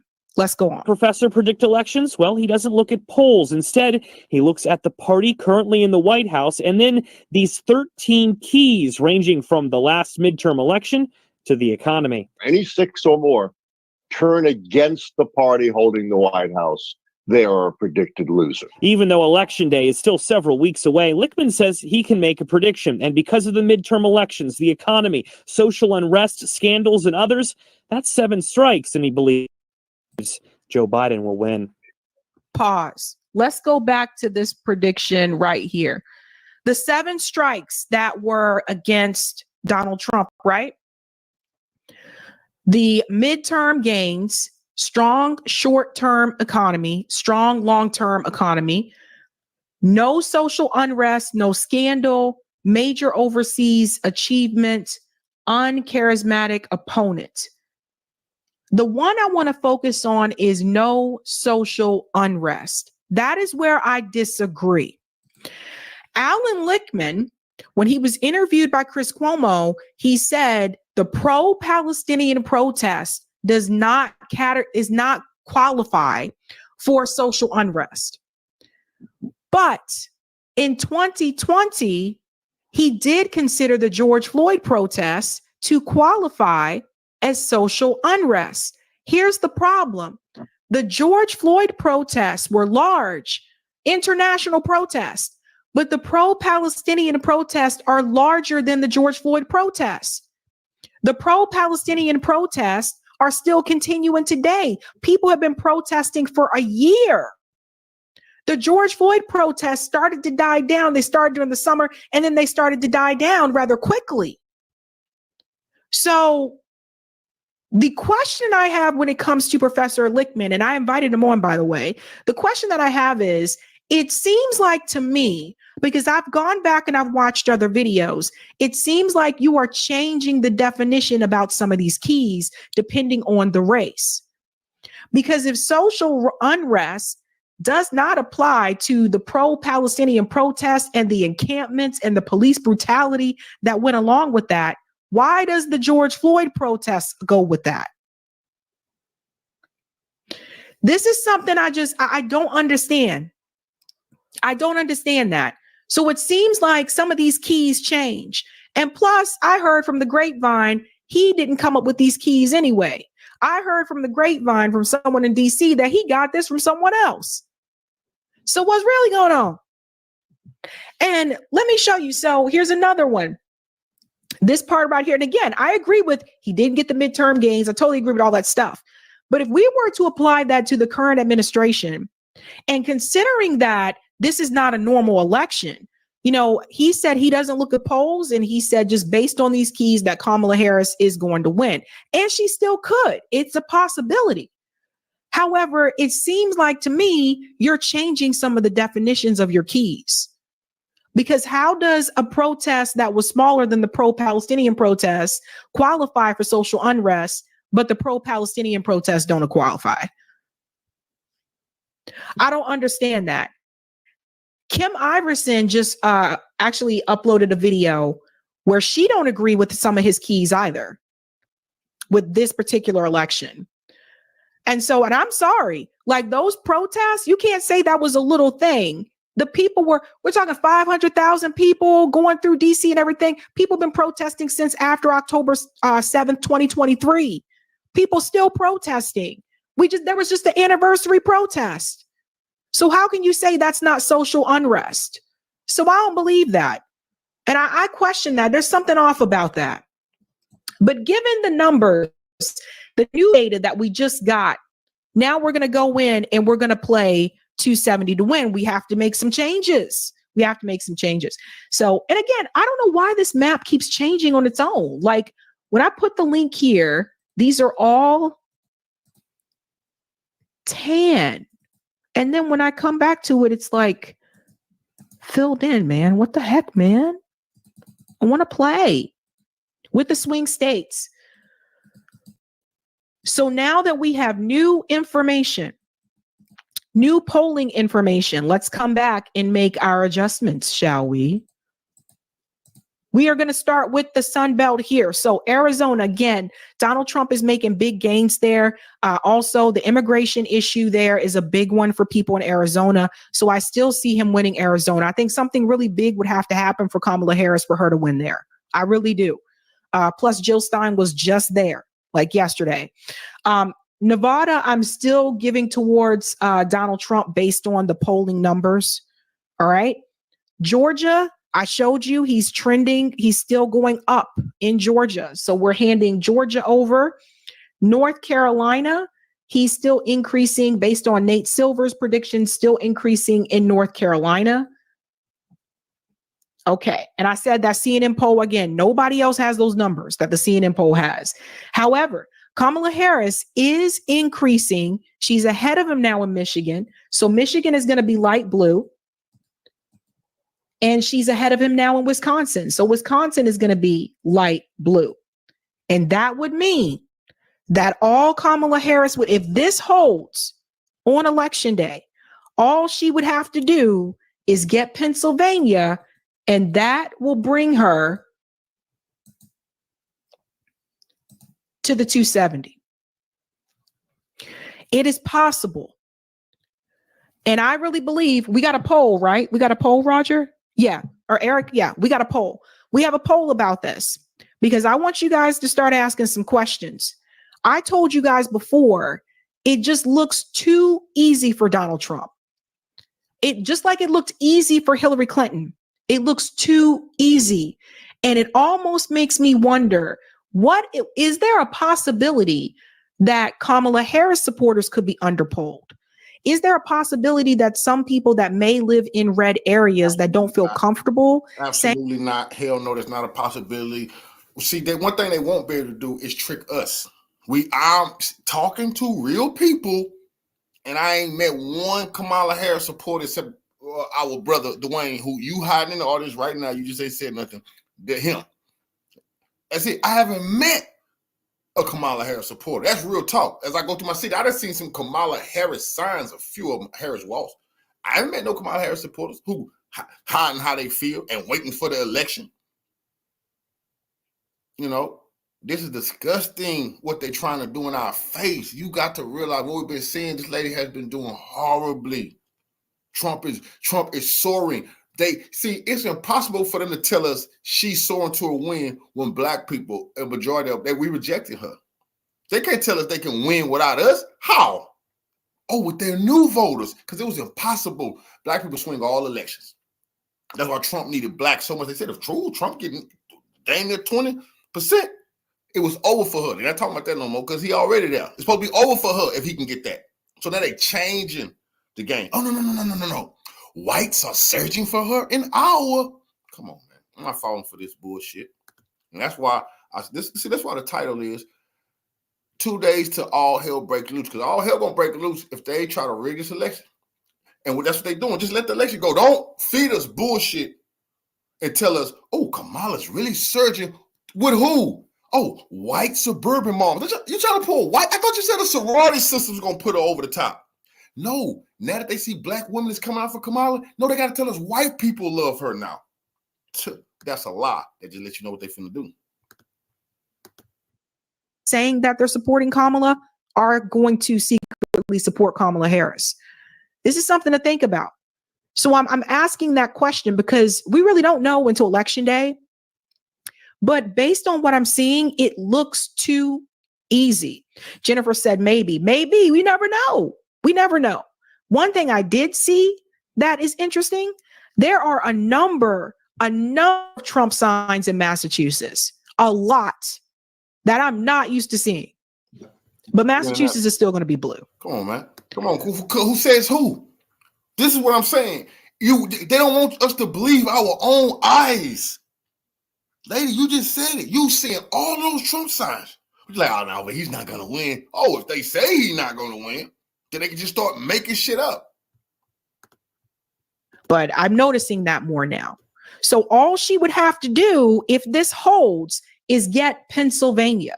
But right now, Pennsylvania is still kind of leaning. They're saying they're ain't where they tried to kill him, man. They have an assassination attempt. See, these people are disgusting. Huh? All she need to do is win the home of Joe Biden. Nah, we ain't going for that. We're not going for that. They're tied. I'm looking at the numbers for all the data. He's still gaining. We can go back and look at Nate Silver again when it comes to Pennsylvania. Where are we? Here we go. Pennsylvania. See, last week, all the gains are for him. If you notice, it says last month, plus 2.1. This week, plus 0.7. Here's the margin here, plus 0.8. He's gaining. She's not gaining. So that can change. But right now, we would still give that towards Donald Trump. And that would put him at 287. And if she wins Wisconsin and Michigan, that would put her at 251. Some of you are asking, can she win without Michigan? She can, but it's not easy. If I take Michigan away and I give that to Donald Trump, that means that Kamala Harris would have to pick up North Carolina, which could be. We can't let her do the. Is she still going to win Michigan? With who? The Muslims came out and say, hell no, we holding our nose and vote for Trump. They're on TV. So you telling me the Muslim community came out and say, hell no, you have backed genocide. And we don't want to hear about what Trump maybe would have did and might do. You're doing it. We're not voting for you. We seen the Somali community come out yesterday saying hell no to her and her genocidal ways. They want us to believe without the Muslims, without the Arabs, with blacks turning on them, Mexicans, remember we just seen Mexicans voting for Trump now in the laws, that she still can be this close or winning in some states. They finna fuck up. It might not even be a president no more ever after this type of shit. This is what they want to do. The hell with this shit. We don't want no presidents, nobody. If they're gonna do it this blatantly in our face, who the fuck is voting for her if everybody's Lord? Remember the Democratic bread and butter, Latinos, they was going for Trump. Black men, women, they've been going for Trump. Young people, they've been going for Trump. Well, who the hell is going for her? Possible. And she would still need another state. She could pick up Georgia. Even if she got Georgia, North Carolina, and Wisconsin, that's still 268. This is why it is important for the Democrat candidate to get that blue wall. Because once you go outside of that, it's harder for you to gain everywhere else. And remember, Joe Biden did not win North Carolina. North Carolina hasn't been blue since Obama 08. And I lived in North Carolina. It's hard. I'm telling you, that was a one-off. Now, it has changed over the years, but you notice Obama didn't win it back. So that's going to be a tough one. I don't mean to scare you, Bridget Denise. I don't mean to scare you. I'm just giving you the data. The polls are changing, right? So we will look at this again. I will post another video probably Monday or early Tuesday afternoon. I'll look and see if there's more information with the polling to see what it is there. What I don't want to happen is for people to assume that, oh, well, Donald Trump's got this. He's just going to blow her out and, F Kamala Harris because of the genocide. Because when it looks too easy like that, sometimes that means it probably is too easy. The biggest thing for Kamala Harris is going to be turnout on election day. And that is one of the things Professor Lichtman did say. He said she will win, but people have to come out and vote. So if Kamala Harris gets a lot of support on election day, that could change things. So we'll have to wait and see. But let's see what about that poll. Let's see what that is about. I wonder, man. I just wonder, man. I got a feeling there's some hidden Kamala supporters out there. I ain't gonna lie, man. I think there's some Kamala supporters that maybe are against the genocide, and they're not telling people that they're going to support Kamala because they know it's going to be frowned upon. How much you guys want to bet? Let's look at the poll. Are the polls underestimating Kamala's support? 14% said yes. 47% said no. 16% said possibility, and 22% said I have no idea. That's 2,436 votes. So remember that, guys. Think about it. You know, there are some people that do not support the genocide. It's the end of polls. Because when you're telling us something you don't have to prove, you like Trump just said on Joe Rogan, you don't got to prove you talk to anybody. You don't got to prove that. They put some stats together and act like you talk to people, just put the numbers up. And say, but remember what we seeing as people are interviewed. I told you the worst thing the Democrats was going to do, worst thing they want to do is put that camera in black people's face while watch what's going to happen. And we've been seeing it over and over and over. They shocked, like, why are you voting for Trump? And black people telling them why. So what did they do? No. It's some hidden Kamala supporters. They're not telling you the truth. They're saying one thing, but they're gonna do it. Nah, hell no, we're not falling for that. No.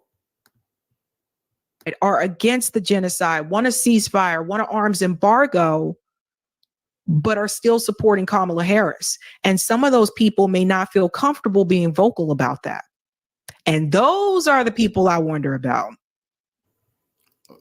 Those people may not be in these polls. That bullshit. We're not gonna let them get away with that. Let the CIA and pretend like, oh, some people were hitting out. Here go the real numbers. Man, get the fuck out of here. We talking to black people. We don't know who your support. Shit, they ain't gonna run out of Greek freaks. They ran out of them. They done voted. They ran out of shoe shiners. That one gonna pull them over the top. What they want to do? We ready for Plan B. They won't go there. These mother Steve Harvey, Al Hughley, Mickey Smart, the list goes on. Talking about some y'all need to vote for Kamala. Vote for Kamala. Do your research. Y'all don't know what y'all talking about. Y'all embarrassing us. Motherfuckers, you all are embarrassing us. How dare you all? You all are entitled to vote for whoever you think in your brain head is the best choice. You are not entitled to belittle, punish, and make fun of black men and think the complete opposite. We are not voting for no fucking Kamala. The reality also is this. Any policy that will benefit black people will benefit all of society. Let's be clear about that. Let's really be clear about that. So I'm not going to sit here and say I'm going to do something that's only going to benefit black people. No, because whatever benefits that black family will benefit that community and society as a whole and the country. Leave us alone. Just because y'all got paid to advertise good talk from that goddamn administration don't mean all of us have to sell our souls. You got more questions, but I tell you, if you have a problem figuring out whether you're for me or Trump, then you ain't black. We picking up books, we reading, we research. What we not about to do is be bamboozled by motherfucking Steve. Are you shitting me? Boy, you can't even fulfill your goddamn marriages. Stealing people's jokes. Why the we take your word for anything. Kings of comedy. D.L. Hughley. You know, he called them hoes, nappy-headed hoes, and they weren't hoes. But it was some nappy-headed women on that team. Shut up, I'm gonna say it. I don't give a damn. Y'all like it or not. You know it's true. Them are some of the ugliest women I ever seen in my whole life. Thank you tonight, everybody. Ross here. Thank you. Steve Harvey? Oh, no. There's only one king of comedy on that fucking tape, and it's burning. And everybody knows it. You motherfuckers, the backup dancers. Why the fuck we listen to a man that dresses up constantly as a old woman? I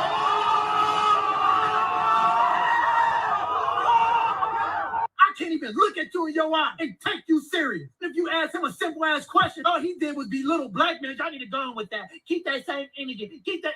What? Oh, that Rolling Martin. Ooh, that Rolling Martin. Real quick, Rolling. How much gum is under the table? Yes, I'm speaking to you.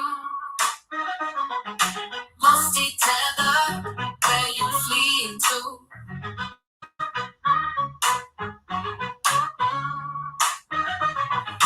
Musty tether, yes, I'm speaking to you. Musty tether, where you fleeing to?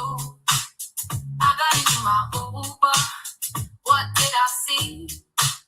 This is exactly what they're trying to do. They want to get up into the White House so that they can get back to hooting and hollering and stepping and line dancing, and y'all still be out here suffering with the high eggs, the high milk, the crime high, and ain't nothing changed. But as long as you, I tell you what, D.L. Hughley, Roland Martin, all them shoe shiners, they avoided that smoke with Eddie Griffin. Eddie Griffin came out and ripped Kamala a new ass. And I made a video. I told y'all, I knew they weren't going to say nothing to Eddie Griffin. I knew D.L. Hughley wasn't going to play dumb with Eddie Griffin because Eddie Griffin was going to roast their ass and put them in their place, make jokes about them. They didn't want no smoke with Eddie Griffin. He about the only person who attacked Kamala. These clowns did not come out and say nothing about it because they know Eddie Griffin not going to play with them. you got a black woman in the White House, AKA sworn in by a DST on MLK Day, then that's all that matters. Right in the fucking seventh dwarf, Willy Wonka and the Chocolate Factory, Oompa fucking Looper. We definitely ain't taking your ass serious. They want us to believe that these type of black men are fucking leaders because y'all got successful out of luck. You all are supposed to be our leaders and collect checks and backstab us. The damn right I'm yelling. You want to know why? All the successful brothers, we can't even take them serious. Don't sit here and try to manipulate us. Real sad that the world, the country is in fucking turmoil as we speak the last 4 years. And you are going to get on fucking television and interviews and sit here and try to convince us that we need to stick with the fucking candidate that's in office now that's creating the fucking turmoil? Are you all like y'all rabbit ass, Looney Tune ass mom? I'm not gonna manipulate none of us strong black men into believing the shit that y'all don't even actually believe. I kid you not, none of these motherfuckers will vote. I bet you they won't vote, but I bet you they cash that motherfucking check. Child, we know they cashing checks around here. All these people that's speaking up that don't make no daggone. What we the ones don't care about black women. Like these clowns protecting some black women. It's so disgusting to hear these feminine busters try to play with us like they the ones standing up for black women. I can guarantee you none of them ever had no squabble about nothing in their life. They never stood up for their sister, never stood up for their mama, let niggas disrespect their auntie, their cousins. Nigga will hit on their wife in front of them. Come on, bro. That's the type of stuff I'm saying. I can't wait to run into some of these people. It's gonna be so good, y'all, for us. We're gonna be out and about in 2025. Because that's when we defeat them. We're not gonna let them busters go back into our community and play like this shit never happened. That's serious business. They took them 30 pieces of silver. Cool, Judas. We're going to deal with that. We're going to deal with that. Nonsense. How did we get here? But these are the same people that will say that there's something wrong with us while they out here clearly saying that you have to do something. We expect you to do something and then call names. But the funny part about that is that when someone says something back, then they got to be all offended and then try to be like, you just angry. Y'all do the same stuff to me. And it's like you always throwing a daggone stone. And then when someone socks you in the eye, then you mad talking about why you so angry. Why are you so triggered is the real word. If you confident in your vote and you think the can gonna do the job, what difference does it make to you whether I like her or not? And I don't. And I didn't vote for her. I would never vote for her. Y'all go ahead and do what you want. Again, it don't matter to me. Where these people was at? Free Grandmaster Jay. Where these people was at when them gun formation was going on for Breonna Taylor in the streets? I didn't see none of the people armed. I thought they was protecting black women. What about when Sandra Bland got killed? They wasn't in the streets with no super soakers, no extendos. How the hell they lip wrestling on TV talking about they protecting black women? Huh? Man, please. All these niggas is cross-dressers. They is black women. Whichever one of them becomes daggone president. If y'all gonna sit around and say that you're gonna be put back into chains because Trump becomes president, you deserve to be in chains. Let me tell you something. If you're that ignorant and you're that scared, and that y'all gonna bomb me out. First one I'm running to, man, we're gonna catch an assault case that goddamn day. For that pussy, you deserve to be in some daggone chains. And child, when they put it on TikTok, I'm gonna sit up there. Yeah, don't bomb me out. I'm gonna sit it out. I'm gonna sit there and find out. Don't bomb. Y'all let me stay in there. I need to liberate the brothers When I run across one of these shoe shiners, it's gonna be some furniture motherfucking move. We're going live too. We gotta let the whole world know. You bitch, I thought you were gonna protect black women. What if I'm attacking a black? I want to see you protect them. That's serious business. Dumbass. I want to see these niggas This protect dumbass somebody. ninja, because ain't no way. Because at the end of the day, that's all y'all are really pointing out is the fact that you're so scared. And y'all think, just like this man says, that y'all going to be the leader of the community. You think that you're leading something? You ain't leading anything, especially with these group of people, not Larry Elder here, but with these group of people that man just mentioned, talking about all the skeletons in their closets. Ricky Smiley with his woman dressing up in Steve Harvey and his many marriages, but everybody want to talk about Donald that nigga Trump. DL got the perfect name. DL. Child, we try to act like he innocent, but then again, y'all taking relationship advice from the man on marriage number 3. Then there's daggone Roland, child. Roland is a story all his own. Unless we not get into clown L. Hughley, because you know he is on my shit list forever. Ain't nothing that man can ever say nor do to make me ever listen to anything that nigga got to say. Y'all wilding out, y'all crashing out for a woman that ain't even black. Then when someone who is actually black, that would be me, try to help y'all see through the trees, y'all don't want to see it. You can see this right here. Asada Shakur black. When are these black people gonna stand up for her? Asada Shakur, y'all forgot about her? She's black. Our great Panther queen, who was broken out of prison by real black men, smuggled to Cuba, where she's been safe ever since. That's a black woman. But no, they don't ever speak up for Asada. Hell no, they let Obama put more money on their head than Trump put an extra $1 million. They never tried to get that unlawful bounty dropped on Shakur head. They never had no. That lady should be able to die in America. Listen, revolutionaries don't mind, man. Putting it on the line. Revolutionaries don't mind, but there's no way Asada Shakur should have to live her last days in Cuba. That's bullshit, man. They should be able to be brought home with her family, her loved ones, man. But because these niggas don't stand up for black women, Asada Shakur is only safe in Cuba. Remember that. Because she wouldn't be safe here. Daggone well, you didn't heard Hillary come through here saying the same exact speech that Cam just said. Interesting how they can turn on their quote-unquote black scent whenever they in front of you ninjas and y'all be falling for it. The last place that should be falling for this mess is the daggone church. Everybody is effing compromised. Then you wonder why there's problems in the community?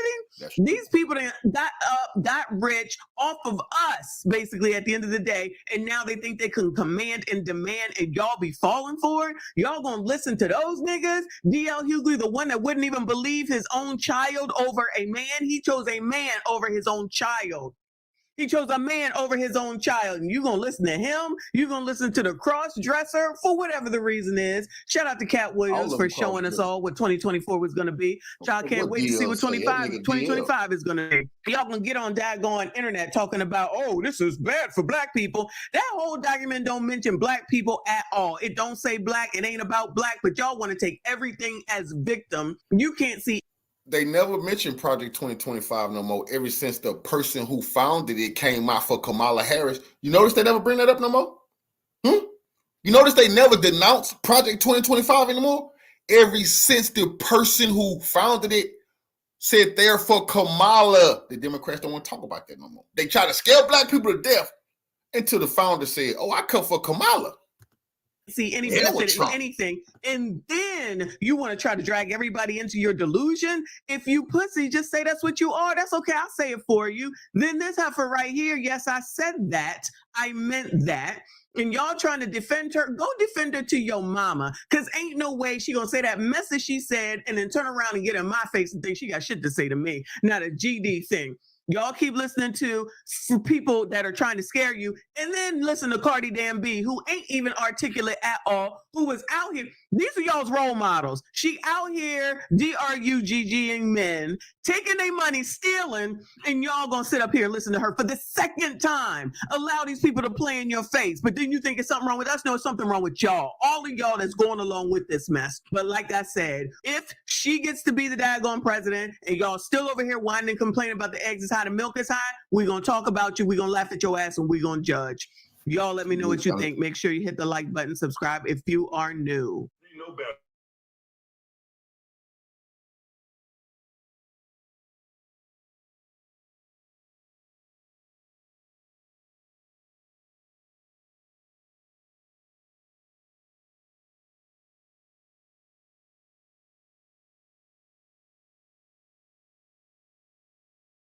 What I am. He from the mud. This P. Diddy. Dude, you ain't been in the mud for 20 years. You ain't done an honest day's work since you was selling crack. Because after you sold crack, you start selling a fake lifestyle. So rapper Fat Joe, he's been getting a microphone a lot lately. And you can't understand the struggles of gun violence if you're not in the field or in the heart of it. What up, though? I believe in every word that comes out of her mouth. You know, because America loves promoting rappers, truth tellers, fighting for the community, fighting for working class people, fighting for our existence, fighting for our justice. They don't want us promoted. They don't want us to get the mic. They want to give the mic to who they like, people that will fall in line. I'm convinced, folks, the only people that get the mic are people that are selling out. Not the network. He said the network. I don't think anyone on. I don't think any anchor on this network has been going around saying, "Is she black?" Y'all never It's definitely. we have had. Look, I'm sure we have had, nutty people or people who have strongly held beliefs. I think there's a rule written somewhere. If you're liable to say something important that might help the people, you're not able to get the microphone. You are not to be platformed. Fat Joe. Breaks my heart when I see people talk about, and I tell you, if any one of you guys got Puerto Rican friends, when you go over there and you go visit, the first thing they tell you is my island, my island. Yo, you went to my island? You enjoy they tell me that. I'm not from Puerto Rico. They be like, my island, you was there. I see the picture, my island. How the hell are they gonna call Puerto Rico an island of garbage? Yes. And when I post on my Instagram, these the guys you voting for, and I see Puerto Ricans saying, no, we're still for Trump, 2024. That's the house mentality, yeah. He said house in. He said house in, which I got all types of problems because he is not a black man. And I wonder why a black man is sitting there while Fat Joe is using that term. There's arguably if we should even use it, but definitely not your punk ass. Fat Joe, I know you probably never see this, but I want you to know the reason probably why your people that are Puerto Rican are not tripping on that joke, because it was a joke. They also may not be tripping about it because Trump didn't say the joke, somebody else did who was a comedian. You know? Yeah, so that's probably why. But other than that, also they may be thinking about their pockets. Because see, they're not famous rappers who, I don't know how you was able to do whatever you've been able to do, but you know. Yeah, so they need a president or somebody that's going to do something economically that's going to help them make more money or be more stable or whatever. And if they think Trump's going to do that, that's probably why they support him. They can't be jumping out the window on a joke by a comedian as if that's the end of the world. Because you know what the real jokes are? The real joke is our system itself. Yeah, if you really want to laugh, you should listen to this idea that we have a democracy. Yeah, everybody keeps talking about we need to fight for our democracy. We're losing our democracy. This election will determine if we keep a democracy. And what's funny is we don't have a democracy to lose. But you know that, Joe, if you did some research, in between doing very bad presentations or raps at Yankee Stadium. Yeah, you know that if you weren't just giving bad takes with this cornball here. Whoever this guy is who's allowing you to use that type of language. Well, let's keep going, Joe, because, hey, man, freedom of speech, right? Yeah. You know, that's the Latino that wish he was white, right? Those the guys in the comments, you know what I mean? Change their voice up, try to sound white. Yeah, sounding white is stupid shit. How could you hear them in the comments to know what they were trying to sound like? It's a comment section that's typed, right? So you don't make any sense, bro. You're just saying shit because what you're saying is repeating something someone else said it's just it's like redundant. It's redundant what the DNC hacks do. DNC hacks don't actually know anything. They just repeat what they know is acceptable by the people higher up.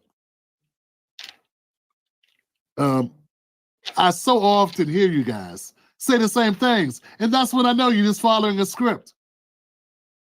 Because you're not this dumb on your own. You're getting help.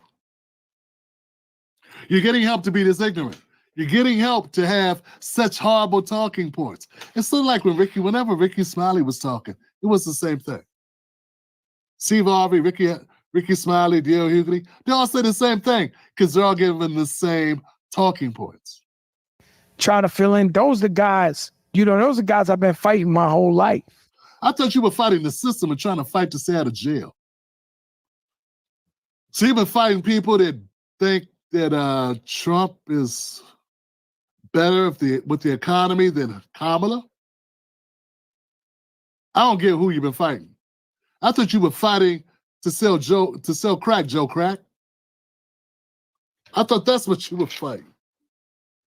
I'm confused. These people get to rewrite their whole stories, guys. And they're rewarded by the system of corrupt Democratic hacks. This is why I say, man, I say the Democratic Party is the worst party because they got the tentacles and everything.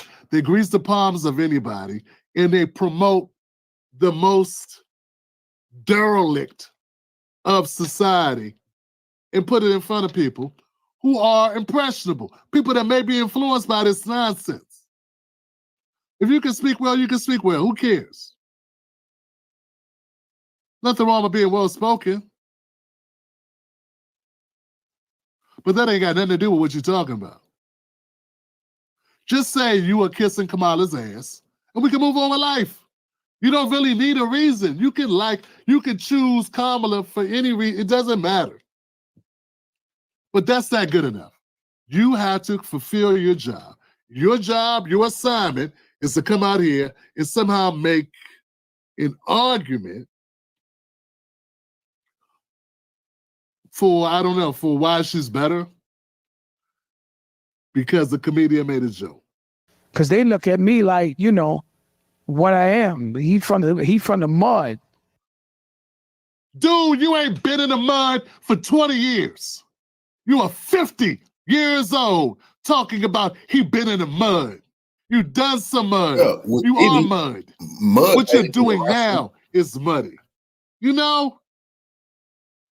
Joe, at least when you were selling drugs, you were an honest man. Nah, Fat Joe not getting away when he left New York, went down there and hung out with DJ Khaled and French Montana and P. Diddy. They was partying. I mean, really partying. He ain't getting away from that. No, he ain't. None of these Democrats, he partying with Diddy. None of them are getting away from they want to transition kids. They can't explain that. You want to transition kids. All of them, they don't know what a man and a woman is. They freaky like that. Yeah, Fat Joe, you don't know what a man and a woman is, bro. You're pushing policies that a man could be a woman could be a man. These dudes never need to pretend like they're not cool with homosexuality. They all right with that. They voting for it. They don't mind a little boy becoming a little girl. They voting for it. This is the policies that, and if they say they didn't vote, you're pushing it. This is your thing you're doing now. You could say, oh, hell no, I'm going to take a stance. You didn't. See? All of them. Everybody want to come out and Kamala and Blue, no matter who. Good. Now we know what type of Greek freak and pervert you really are. And what's on your mind. Yeah, you were an honest man when you were selling drugs. Now you are lying, conniving, sneaking scumbag. Yeah, now you're lying. You're giving people stories that aren't true in order to put more money in your pocket. Before, at least when you were selling whatever you were selling, it was probably real. But now you're selling phony shit. In fact, you've been selling phony shit for a while. You were selling phony shit with the music. You ain't done an honest day's work since you were selling crack. I know that sounds crazy, right? You ain't done an honest day's work since you were selling crack. Because after you sold crack, you start selling a fake lifestyle. You start lying to kids about a lifestyle. They probably got them hit in the head. And I can't forget that he said free South Park Mexican. He said the government was after South Park Mexican. What? Fat Joe? I forgot you said free South Park Mexican. What? South Park Mexican slept with a 9-year-old. I know he sexually assaulted a 9-year-old. Only the facts here. No, his baby mom was 13 years old. I gotta present the truth here. Fat Joe, you was cool with South Park Mexican. You wanted him free. You said about the government was after him. Yeah, they was after his ass for sleeping with a 13-year-old. That's his baby mom. For sexually assaulting a 9-year-old, he went to prison for that. For being laid up in a hotel with 2 14-year-olds, Fat Joe said free SPM. 20 years. And now that you're an old man, what are you doing? You're selling them again. You are lying again and selling them on the Democratic Party. Because you're good and it don't matter to you. It don't affect you. You're either selling them out or you're lying to them or you're stupid.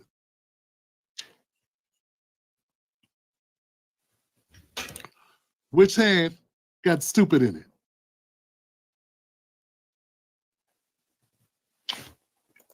And he don't care because Fat Joe really don't care. We know. I'm good with steak and lobster, but I'm good with 4 chicken wing fried rice. Fat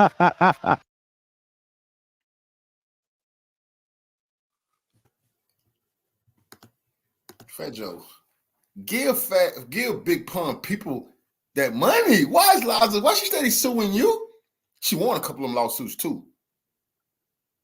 Man, you still eating off Big Pun?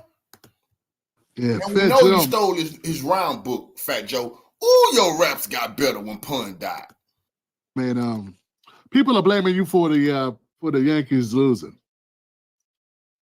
Now, I just blame you for some inner city kids probably losing. You know, listen to your dumb ass, because this. I don't know, man. We just gotta get to the point where we don't listen to Fat Joe. Fat Joe, tell your stupid stories. You know what I'm saying? But when you start easing into politics, it's just, that's when we gotta call you out, bro. Yeah, that's when we gotta call you out, because you might actually do some damage to some low information voters who think you know what you're talking about. There's nothing wrong with people not voting for Kamala Harris.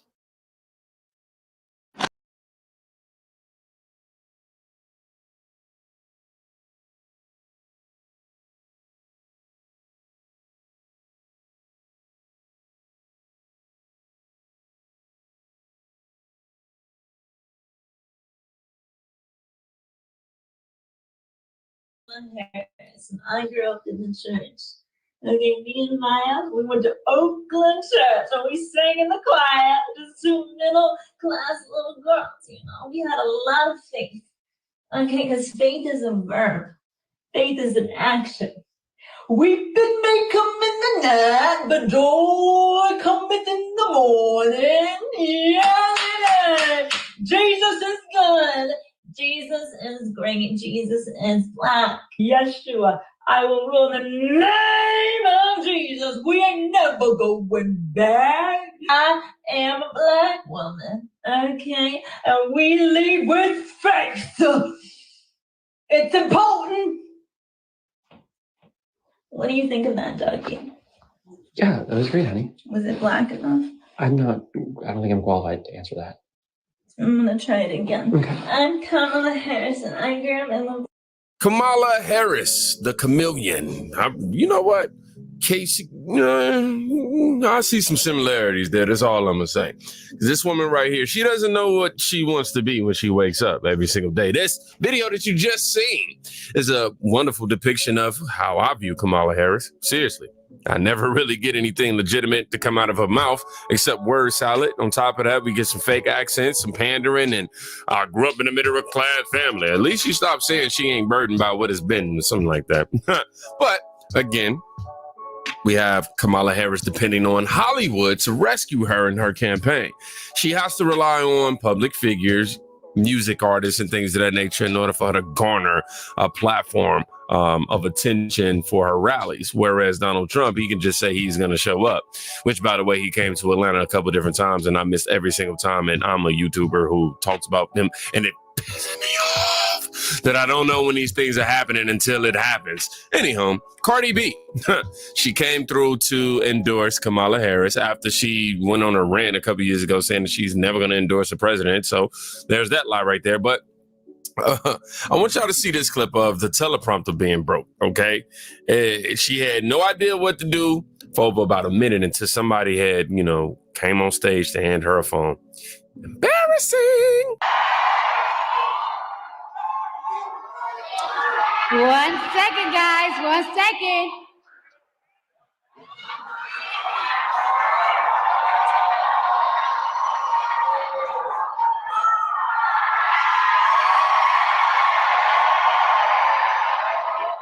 Okay.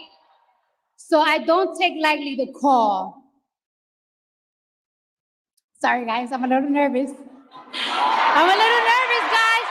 I've been waiting for this moment this whole life. My whole life.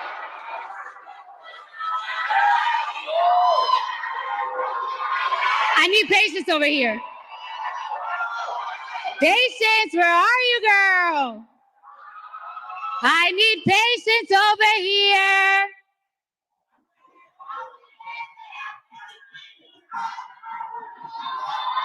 Hold on. How you guys doing tonight? How you guys doing tonight? Are we ready to make history?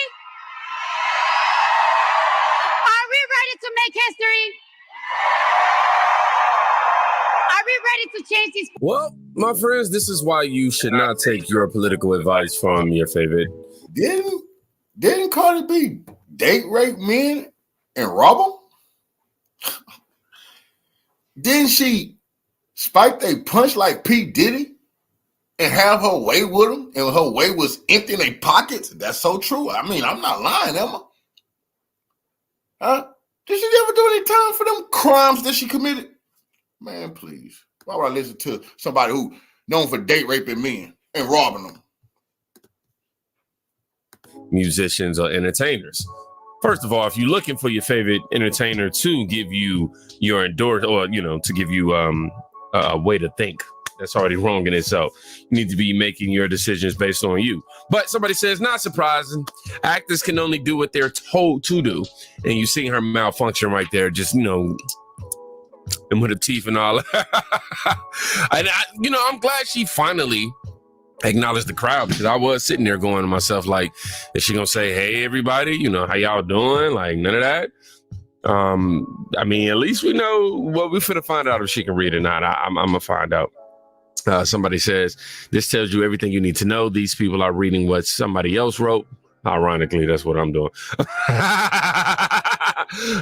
Clown, they don't give a about Kamala. They care about what she's paying them. Yeah, definitely. Because again, this was the same woman who went on a rant on social media talking about how she's never going to endorse another candidate at all. And mind you, I think Beyonce got paid like $3 million, not the same. She paid $3 million for Beyonce just to get booed at her own rally. That's Kamala Harris, that is. We know that Lizzo got about $2.5 million for her appearance when she didn't even sing. I don't know how much these endorsers are getting paid at all. Most of them are musicians and not performing at any event, but she's using their names and their brand as a way to rally people in.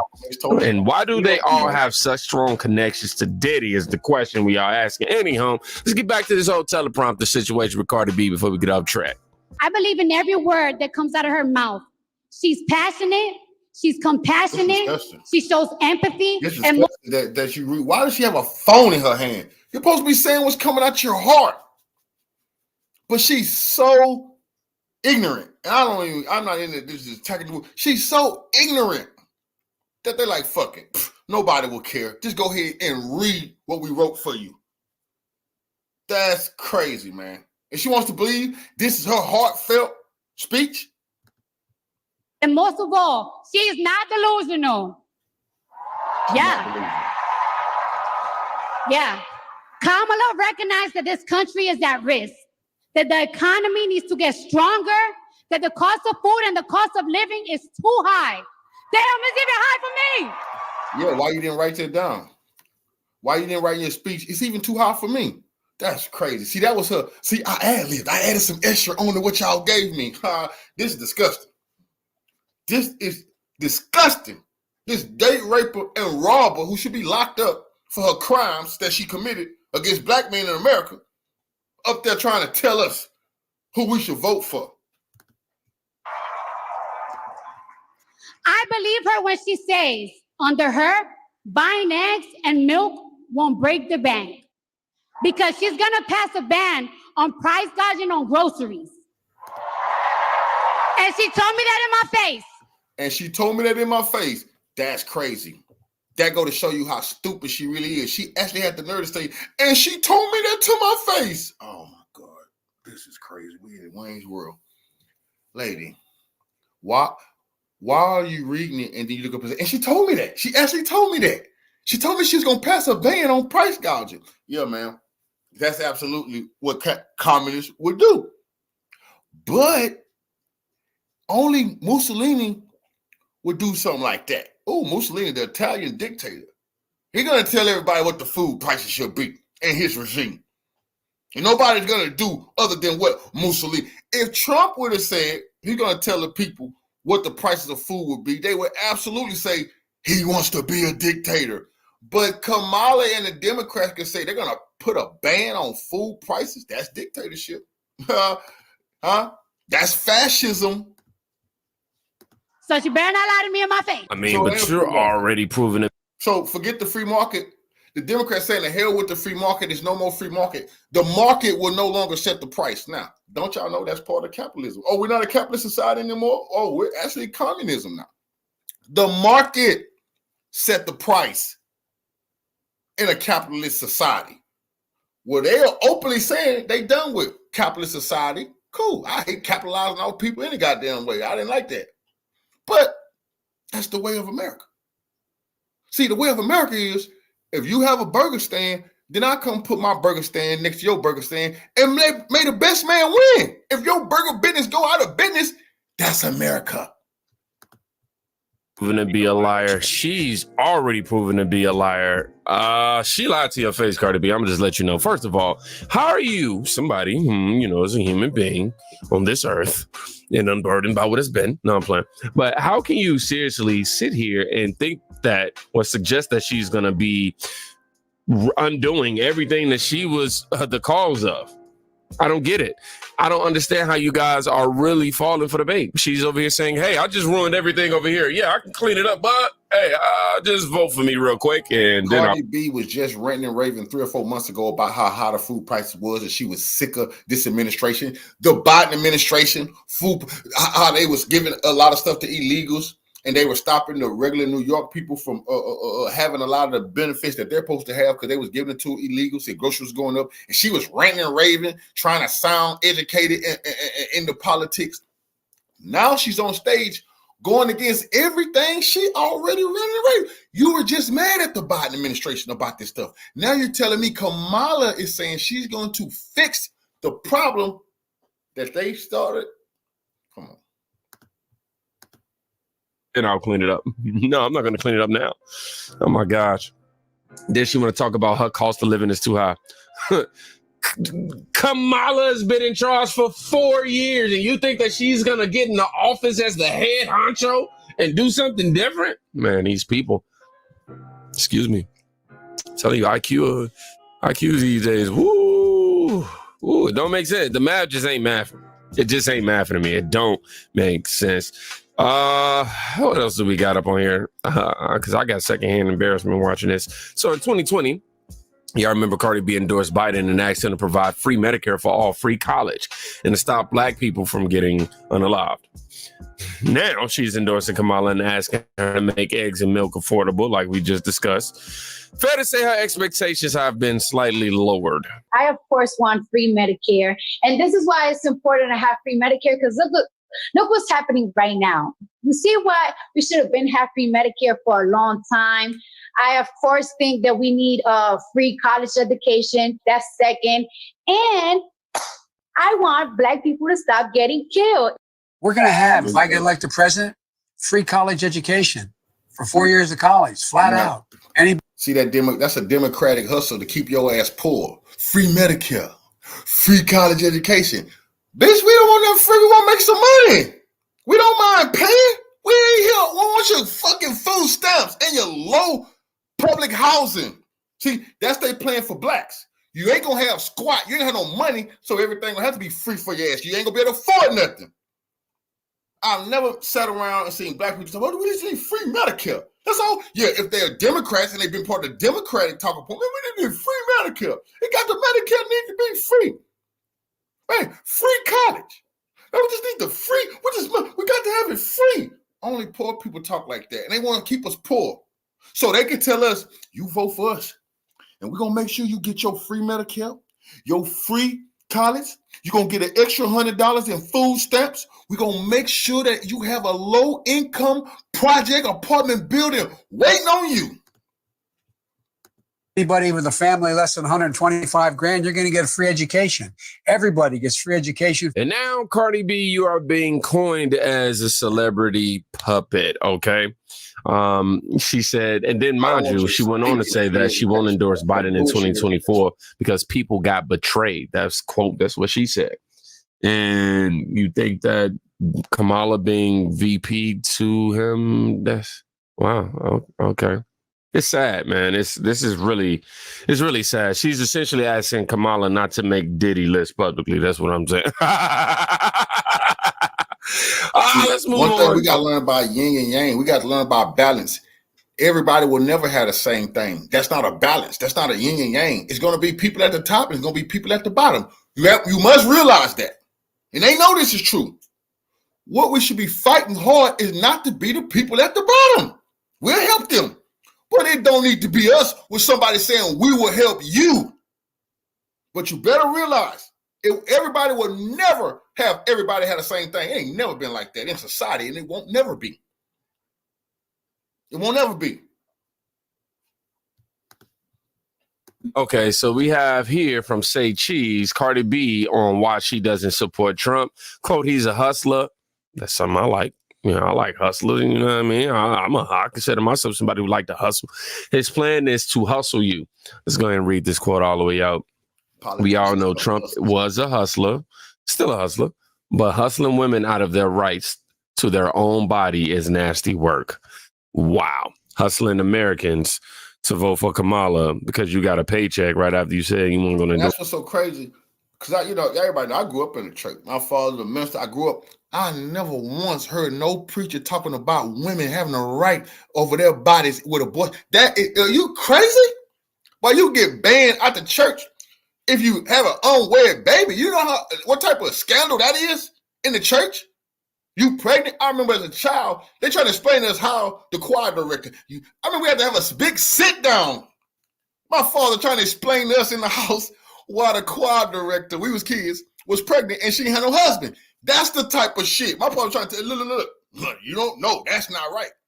That's not right. But guess what? They were letting her know the church was going to help her with their baby.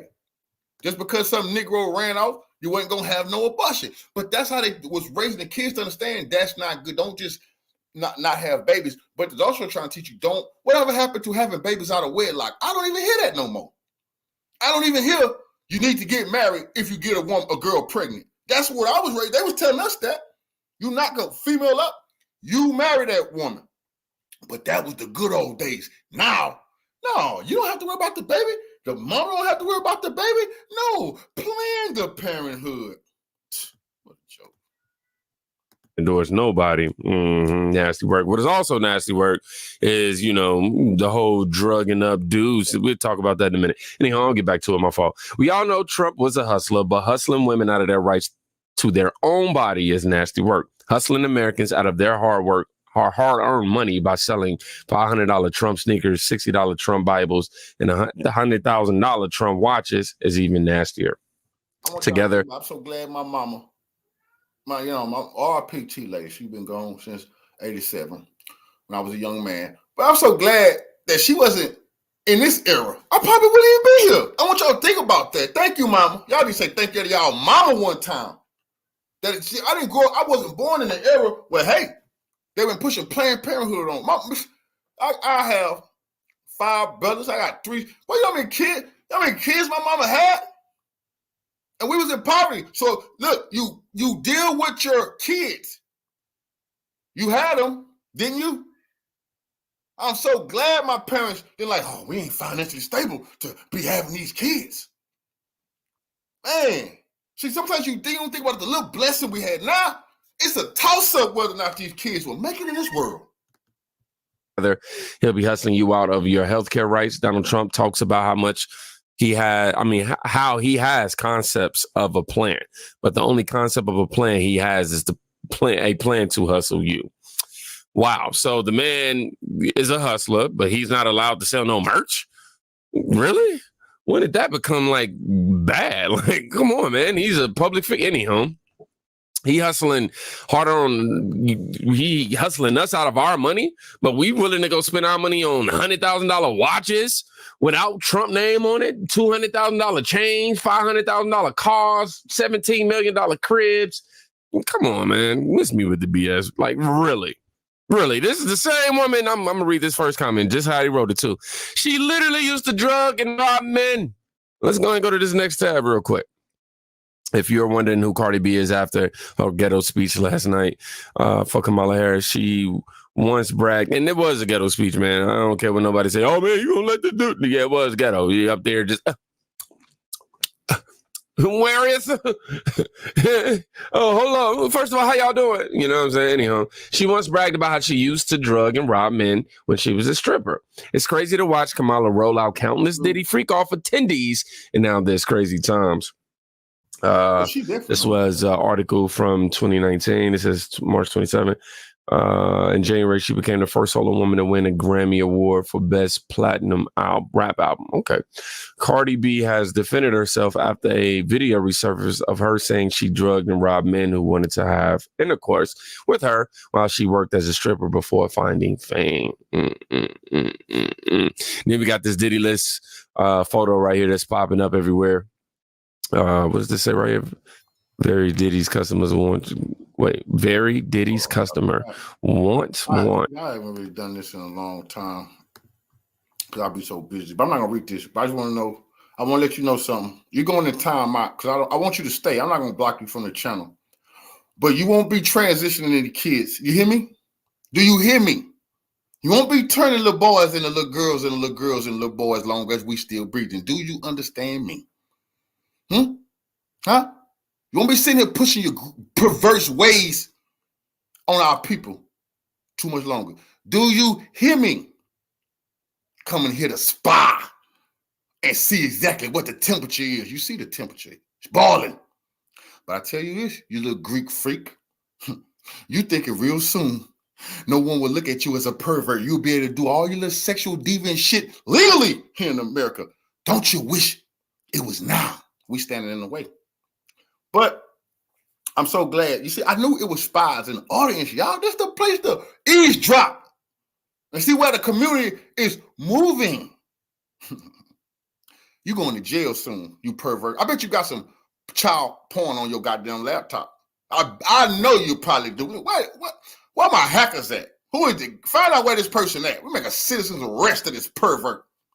Now, you just enjoy your time out and learn, and hopefully before this program over, you are repentant for your wicked, evilistic, lustful ways, thinking about transitioning babies. How disgusting. Hold on. Revolutionary salute. The balance for the donation to the war chest. Revolution is a way of life. I absolutely appreciate the love and support. Queen, salute to you. But I want y'all always to be aware that individuals have decided to turn. See, this is why we could never get no freedom for a long time, because people was going to tell massa what was going on. You know why? Because just now, like now, back then, they wanted to have their hands on them kids and them babies. You understand that? Perverts. You had old men want to get their hands on little 12, 11, 13-year-old little girls way back then. They still doing the same thing right now. Want Kamala, and you know why. I don't know what that means. I'm probably just but yeah, you got celebrities up here. You got the Martha Stewart, you got LeBron James, you got Taylor Swift up here, you got Cardi B, you got Beyonce, you got Madonna, you got Oprah, you got J-Lo, you got Leonardo. It's extensive list out here, man. And this is the video of her right here actually saying that she was gonna do all that stuff that we were just talking about. Everything we're gonna have I'm be that guy. I'm gonna take him out. We're gonna get drunk. I'm gonna get him all up and everything. We're gonna have a good time. Get him super twisted. Then bring a bitch around. We're gonna have a threesome. And when he wake up, he gonna be like, "What the?" Yeah, because the was a tranny. I'm be like, "Yup, we had a threesome with a tranny. Yup, a tranny sucked another nigga to get eaten. There's other ways." So, See, that's the Cardi B right there. She should have been in prison for that type of shit. Spiking men punch. And then make them think they have some threesome and she calling in a training.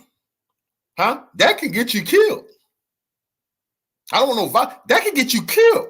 Do you know how many times I see the news and it's some brother that killed somebody over something like that?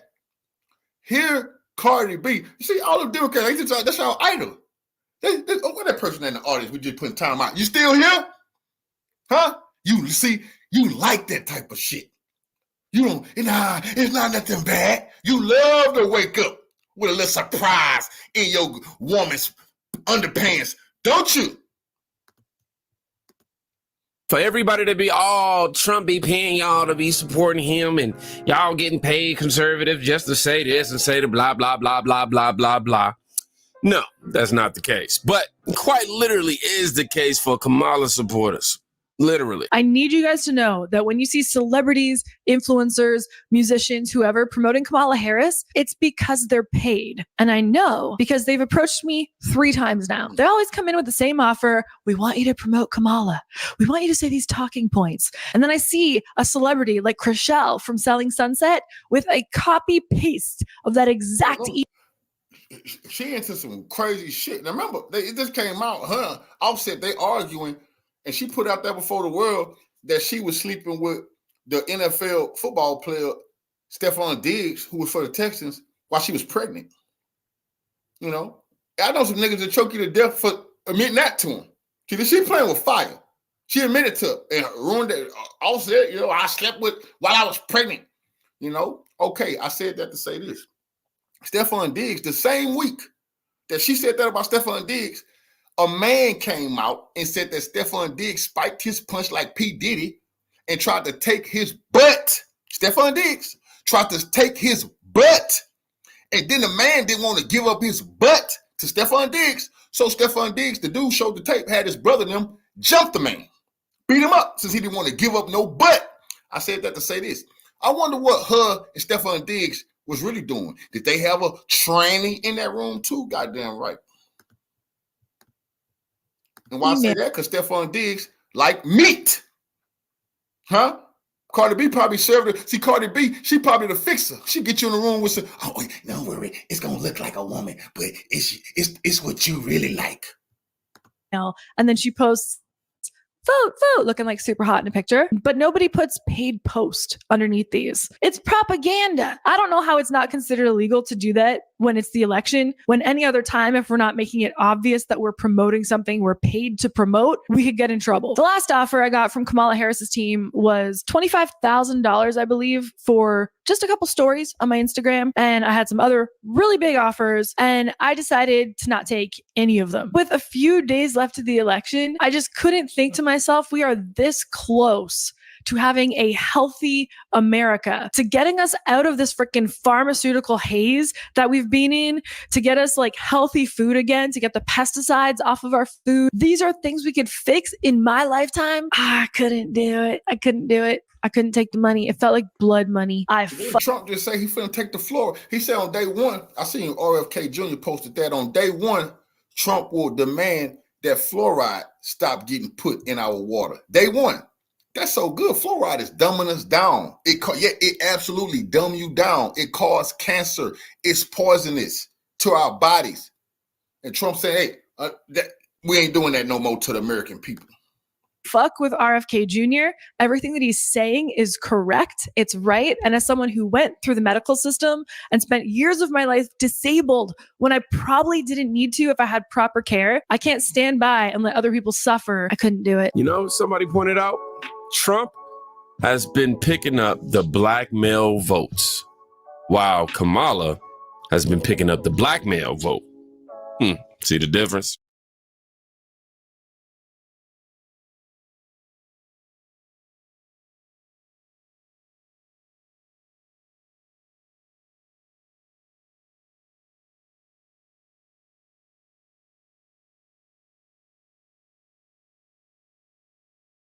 Hey, come see us on tour. We're going to be in Los Angeles, Columbus, Ohio, Dayton, Cleveland, Cincinnati, Lexington, Kentucky, Burbank, California, and Honolulu. Go to jimmydore.com for a link for tickets. This is going to sound crazy, but it's not. This is actually real, that the Democrats have had a plan in place to not let Donald Trump become elected president again for a while. And I found out about this through Mike Benz. So first of all, they're going to use the 14th Amendment. So the 14th Amendment, here it is. It said, no person shall be a senator or representative in Congress or elected president and vice president or hold any office, civil or military, under the United States or in any state who has previously taken an oath as a member of Congress or an officer of the United States or a member of any state or as an executive to support the Constitution of the United States shall have engaged in insurrection or rebellion against the same. And so that's why it was so important for the FBI to instigate January 6th. And that's why Nancy Pelosi made sure there wasn't any National Guard or security there. So when the FBI instigated and those people and the cops at the Capitol shot flashbangs they were inciting them, and the rest of the cops took the gates away and the fences away, and they swung the doors wide open, allowing so that's what this was all about. And we have the video, we showed it on our show earlier, of Nancy Pelosi going, oh, they're trespassing on federal property. This is exactly what we wanted. That's because they were trying to make sure Donald Trump could never run for president again because they feared he would win. And that's what the establishment doesn't want, a guy who they can't control. And so they're going to use the 14th Amendment. What makes me think they're not going to be able to use the 14th Amendment because Trump has not been convicted of being an insurrectionist. That's what was it Colorado? That's what the lady tried when they took Trump off the ballot, saying he was an insurrectionist. The Supreme Court said he has not been found guilty. You have to find him guilty of being an insurrectionist before you ever be able to use that 14th Amendment. They tried it. They wanted it. They're going to use the 14th Amendment. Well, here's Mike Benz talking about it on PBD's show. Listen to Jamie Raskin. Jamie Raskin in Congress has said, let people vote for Trump if they want. We're not going to certify his election anyway. So he may be elected, but we're not going to let him be inaugurated. When did he say that?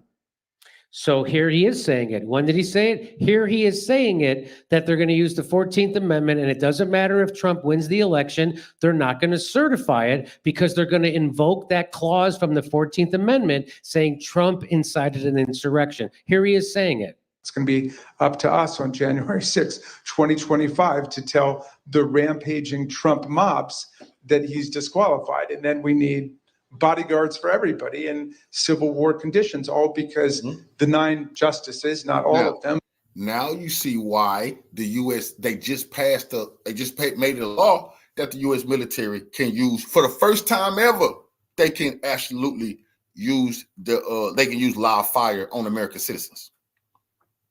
First time ever. They ain't never had that ability, the U.S. military, to do that to us. Now it's legal. Then what did they do? They went on TV and said, Trump is threatening to use the military on the American citizens. Trump is threatening that. And that was so crazy. I said, while they're saying Trump is threatening to do it, they just signed in a law that they can do it. Trump is not in office. They're in office. They control the U.S. military. They've already, it's crazy. But if Trump was in office when this happened, they'll say, see, he just gave the order to the military. Cool.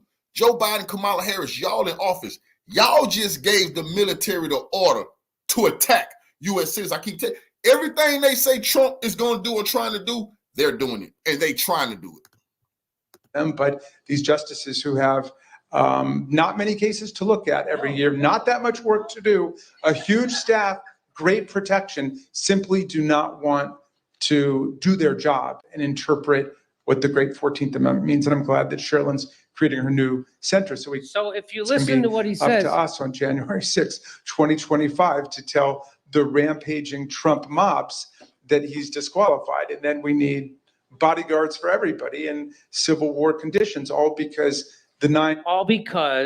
you went against the Constitution and inserted your pre-chosen candidate. That's why. That's why you're going to need bodyguards, and that's why there's going to be a civil war, because you motherfuckers are undermining the Constitution like you've done since 2016, when a guy who wasn't pre-selected by the war machine and the deep state won the goddamn election, and you didn't see it coming. That's why. He's a tool of those exact same establishment, war machine, Wall Street, establishment, deep state motherfuckers, and that's what he's planning on doing. I'm not making this up. Did they have this plan? When did they have this plan in place? Here's Mike Pence to tell you. You'll see what it says there in yellow highlights with the red highlight. Again, this was in June 2020, being organized by military, intelligence, State Department, and high-level political operatives from both sides of the aisle. Again, both the former heads of the both major political parties, who were both anti-Trump. And one of the most consequential moves in their war game for how to make sure Biden was inaugurated, even if Trump was elected, was that Team Biden role played by no less than John Podesta, who would then occupy this very senior slot in the Biden administration, White House. So they did a role play on this, just like they did Project 201 when they role played COVID, and it worked out just like they role played it. They did another role play of how they would deal with Donald Trump winning re-election. And one of the most consequential moves was that Team Biden on January 6th provoked a breakdown in the joint session of Congress by getting the House of Representatives to agree to award the presidency to Biden based on the alternative pro-Biden submissions sent by pro-Biden governors. This is what they're planning to do. They're going to make the argument that Donald Trump is disqualified under the 14th Amendment because of January 6th.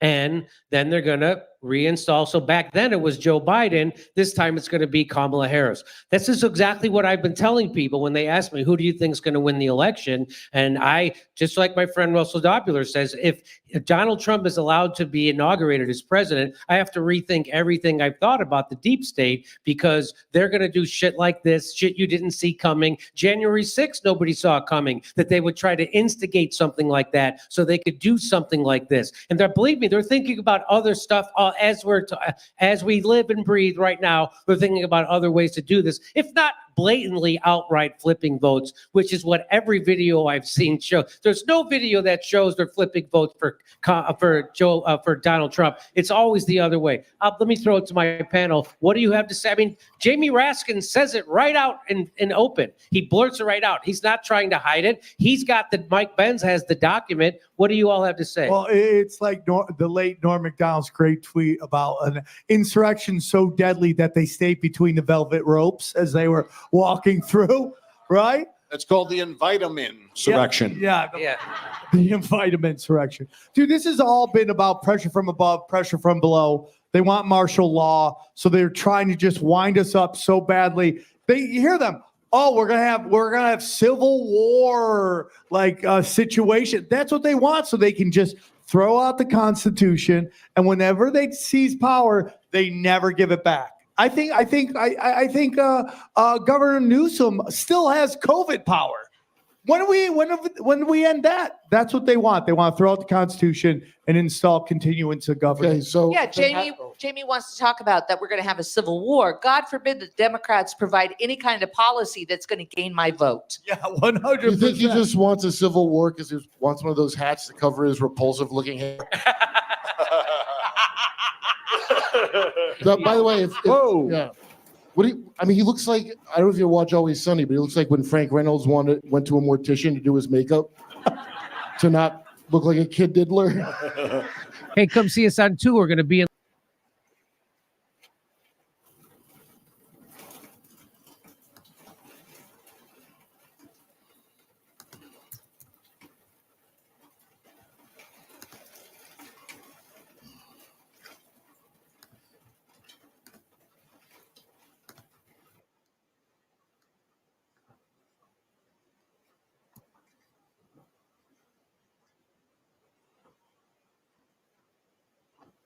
Just a sea of disbelief. We have more explosive revelations regarding Oscar Harris. We have been obviously focused on his family tree from the very beginning, and I don't even want to make you guys wait, so let's get right into it. Welcome back to Candace.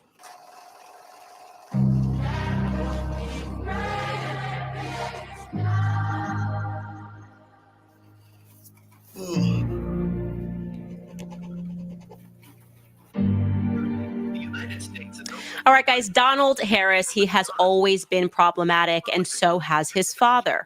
His father, allegedly, his full name is Oscar Wilde Brown Joseph Harris. That honestly should have been the first red flag. How many names can one man have? I'm just showing you guys a photo of Mr. Oscar Wilde Brown Joseph Harris, and in Kamala's book, reminding you that she said that when she was 10 months old, she visited Spanish Town, Jamaica, and this was her with her mother and her paternal grandfather. This photo is her with them, and Oscar Joseph is what she refers to him as in the book, which would be his middle name. Okay, so allegedly that guy has always been problematic because he's allegedly the person that got with Beryl, who we could not find a photo of, but then we were able to determine that the Beryl that Kamala showed us in her book was not Beryl. This was a faked grandma. So again, just getting very problematic in part of the family tree. Donald, problem. Dad Oscar, problem. His alleged lover, Beryl, a problem. His alleged mother, this is Oscar Harris's alleged mother, Christiana, a problem. It's like everyone in this family tree is made up. Just made up. So yesterday we introduced to you guys a problem regarding the fact that we were able to find Oscar Brown, allegedly that's his birth name, right, in various obituaries, which would seemingly confirm that he was in fact a part of the Hamilton Brown family tree, which is what Donald asserts in his piece, Jamaica Global Online, that Christiana Brown was a descendant of the slaver Hamilton Brown. And finding Oscar Brown in various obituaries was a good thing because you're like, okay, at least he's here. It makes sense. If these are your aunts and uncles, you would be at their funerals. And he was listed as the pallbearer, but we were confused by the fact that in these various obituaries, he's also listed as a first cousin. And that's weird because, and this is just an example, this is Edwin C. Brown's obituary. It's weird that he is being listed as a first cousin because, well, he's supposed to be the nephew. Maybe they made a mistake. Maybe they didn't make a mistake. I don't know. I don't feel like these are the sorts of mistakes that are being made. It just seems like this is a very shady family. More shady things were, well, the fact that we found out about his very long lifetime marriage with Vioris Cambridge, who Kamala had a very close lifelong relationship with, but whom she completely failed to mention throughout her entire book, throughout her entire career, throughout her many speeches. She's just like Xing out family members that she was close to. So what gives? What gives? Well, we know that the Harris family tree has extremely close ties to Canada that we have never been able to explain. We've never been able to explain why it seems that every relative we find cycles through Canada at some point. I told you that we had that woman who reached out on the other side of the Harris family and said, confirmed that she shared a great-grandfather with Kamala Harris. She herself was living in Canada and asserted to us that they were Syrian Jews. And I'm just going, what is this Canadian connection? Then we know Kamala obviously did a large portion of her schooling in Canada. The Harris family is somehow connected to Canada. There is no question regarding that. So there's Jamaica, there's Canada, and there's America. That's where they seem to all be cycling through, which is why an email that I received yesterday caught my attention. It was a relatively short email. I'm going to show it to you. This is it in its entirety. The person just wrote, hey, these documents are from Family Search, a 1931 census. Wealth allowed for travel. And of course, quote, I grew up a middle-class kid. That's all the person said. And they attached a document. And so my immediate instinct, I just saw the beginning of that, just like you're seeing it, is all I saw on my phone. It says Oscar Harris, a male, 17 years old, birthplace, Ontario, Canada. It said he's born in 1914. Well, that checks out. Oscar Joseph Harris, I'm not going to dismiss this because he was indeed born in 1914. If there is a census record that says that Oscar Joseph Harris is 17 years old in 1931, that would make sense.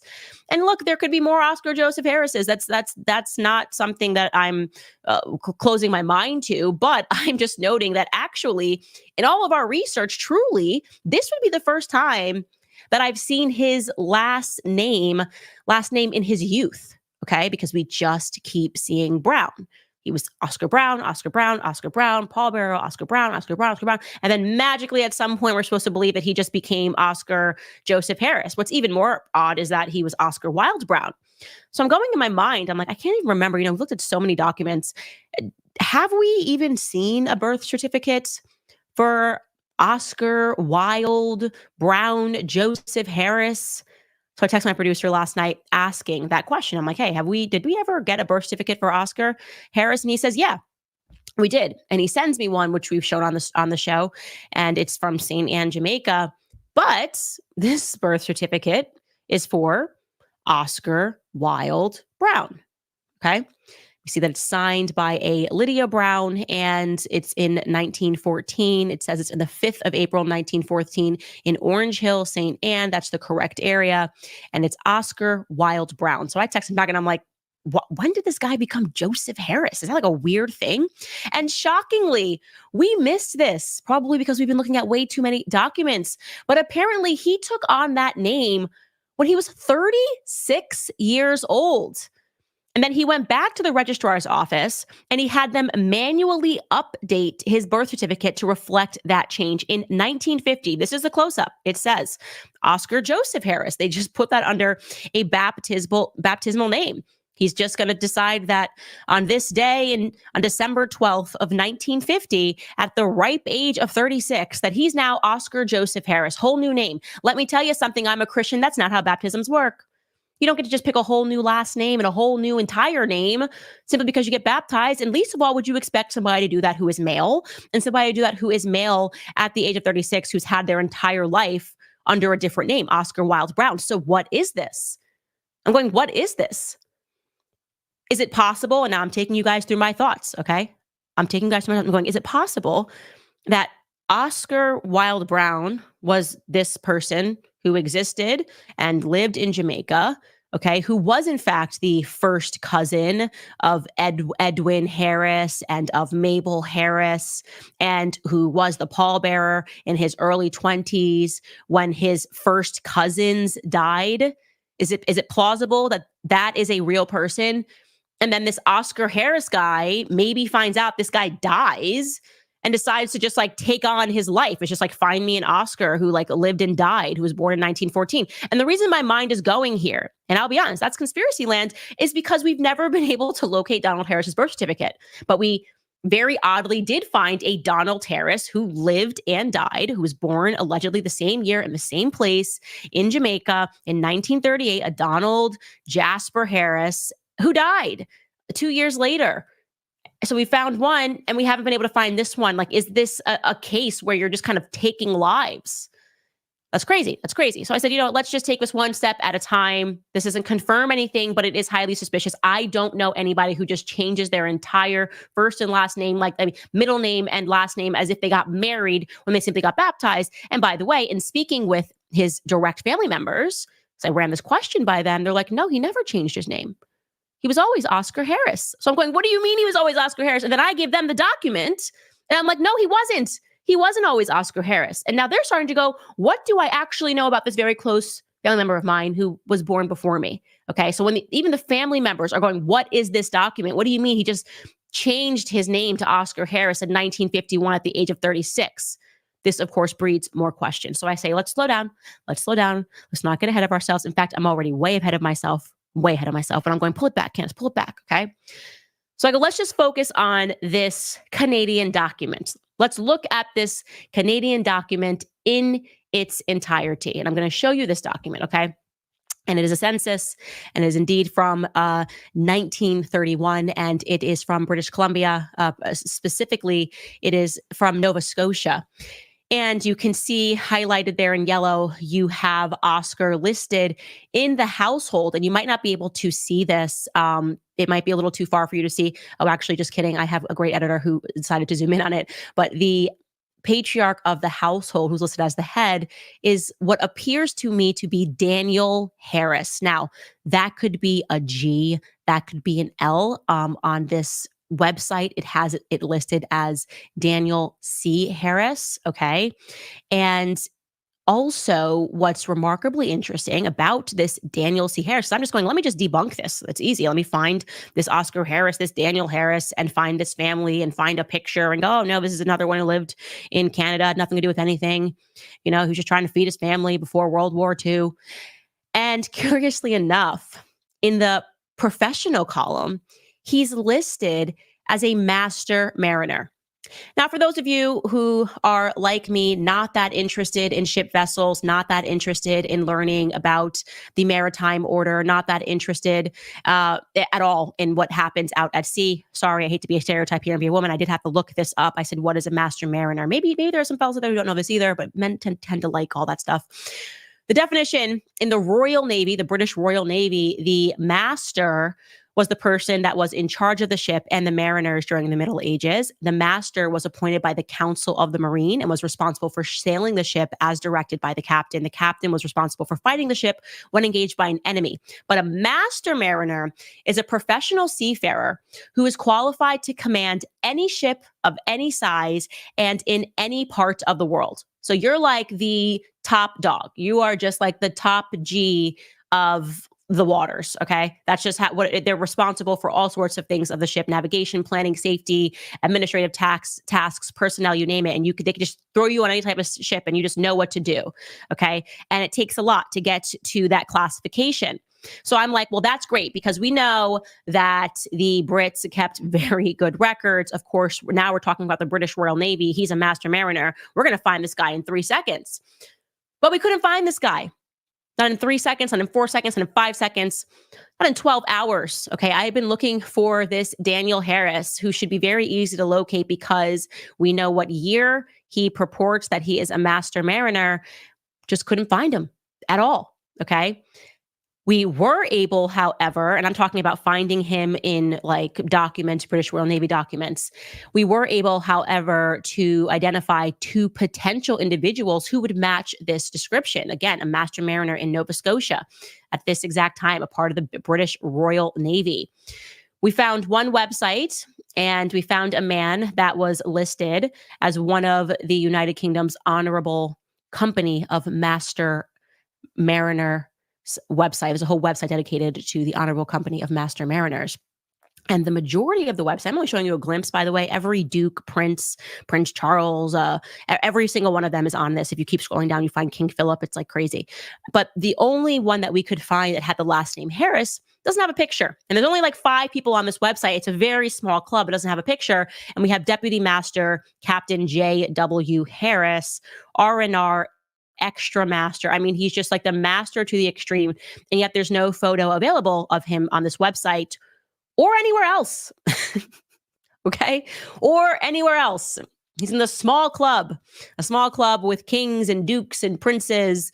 And yet we cannot find a picture of this J.W. or any other documents pertaining to this J.W. Harris. Okay. But you'll note that date says 1945. This guy we know was the mariner in 1931. So it's a lead and it ended nowhere for us. We couldn't find anything on J.W. Harris. If you can find something, please send it to us. Okay.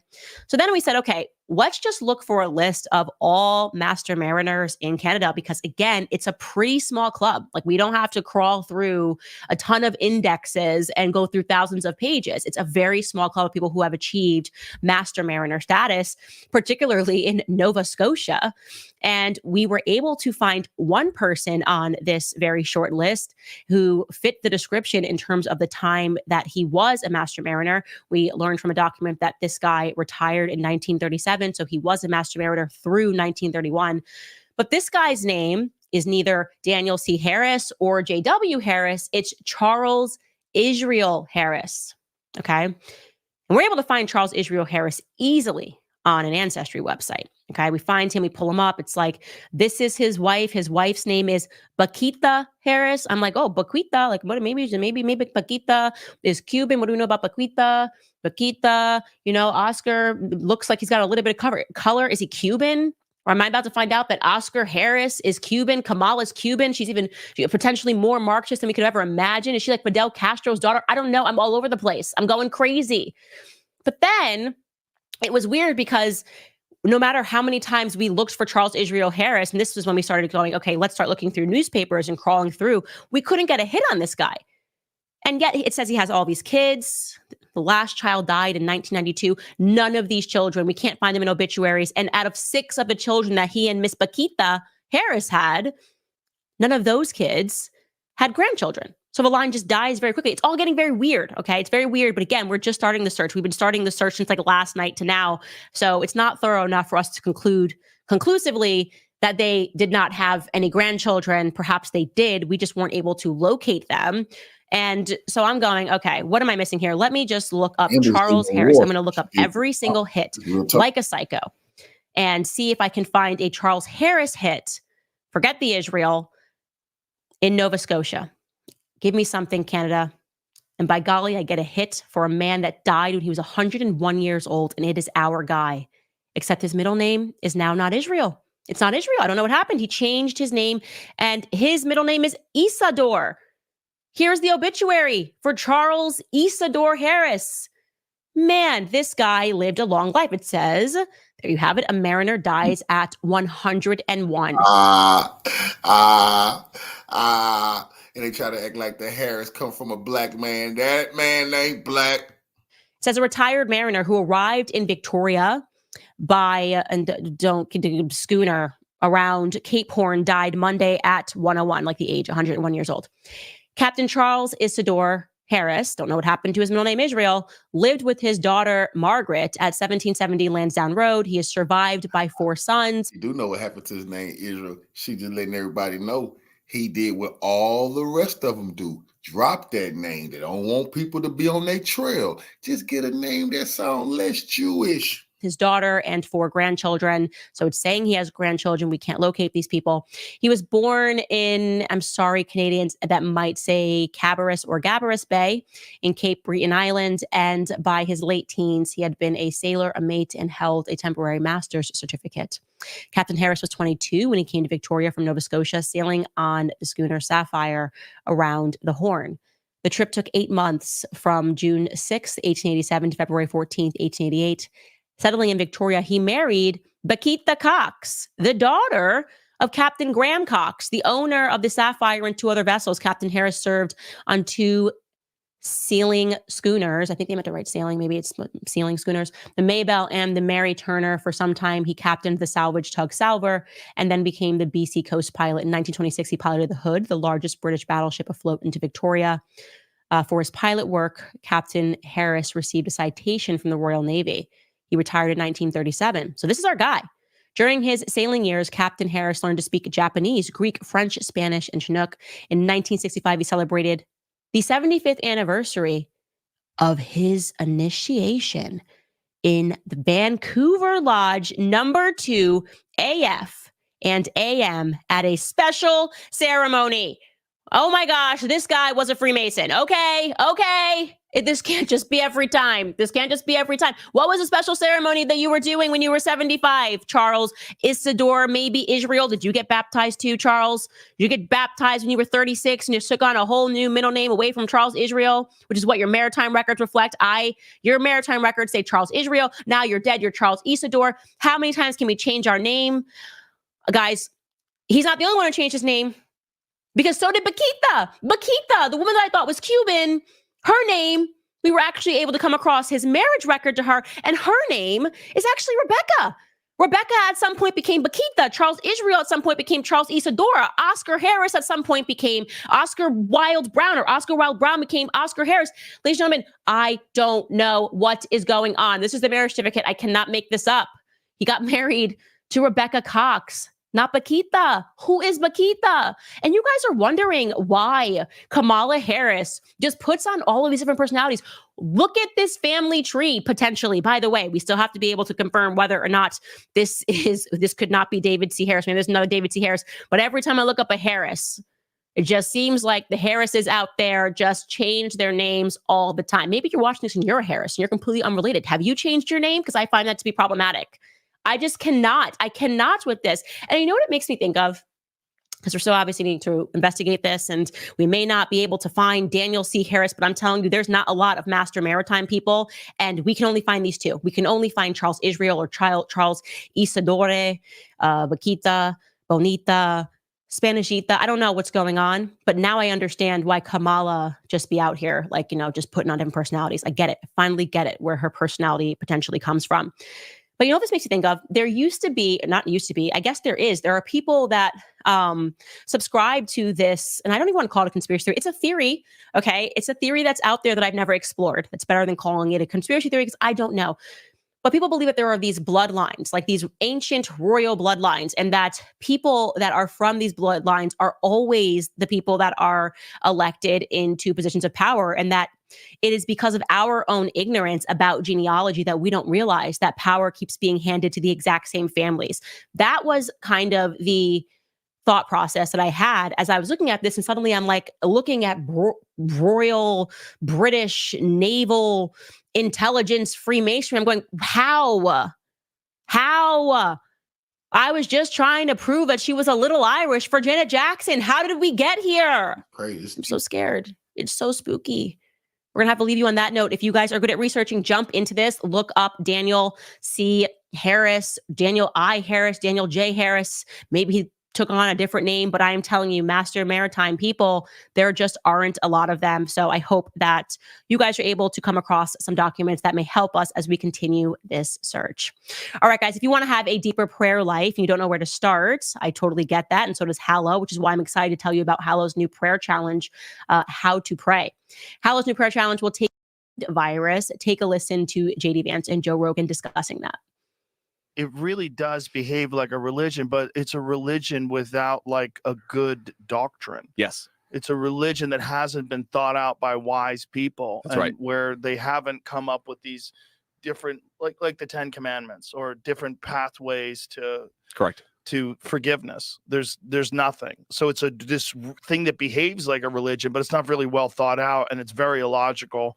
And it also combines pharmaceutical drug companies and there's a lot of other weird that's attached to this religion. Yes. That you kind of need. Like if you're gonna do this whole woke thing and like go guns a-blazing, you're gonna have to get drugs involved. Like they're gonna have to do hormone blockers. It's like it doesn't just happen on its own. And that somehow or another is natural to them. Like this is how you be your true self. Like your true self is you add hormones that aren't supposed to be in your body. That's your crazy. true self. Like how do you know? Right. And it's irreversible. Are we sure this is? Yeah. And by the way, instead of your true self being, maybe I should be skeptical of some of the crap that I'm putting into my body, I should lean into the idea that I should put more foreign things into the human body. That's what to me is so fascinating about it, is the true self. Like, I think all of us, that's sort of part of the human journey for truth. We're all asking, who are we? Right. What is our true self?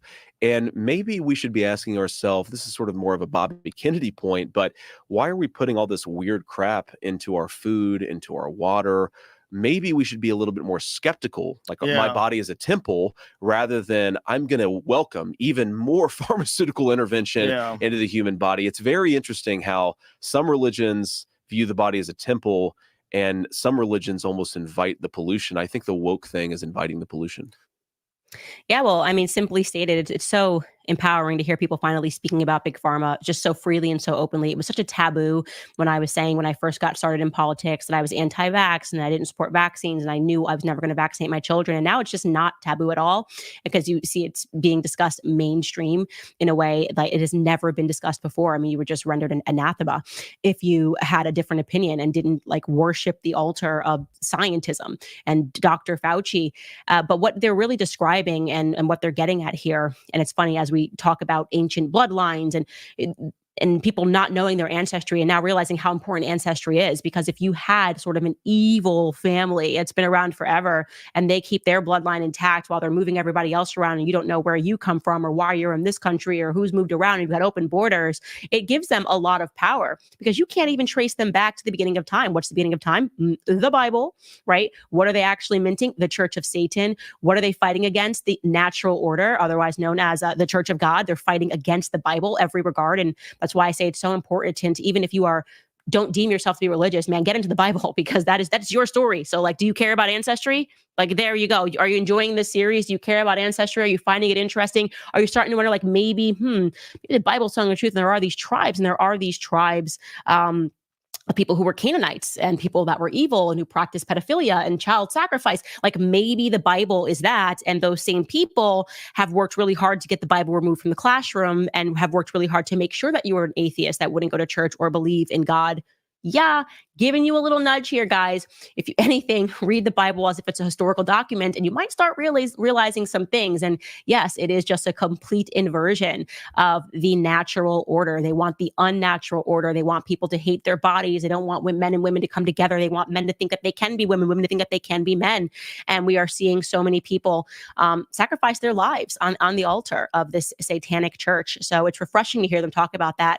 And they went even deeper, discussing polio, which is always a hot topic when you talk about big pharma. Take a listen.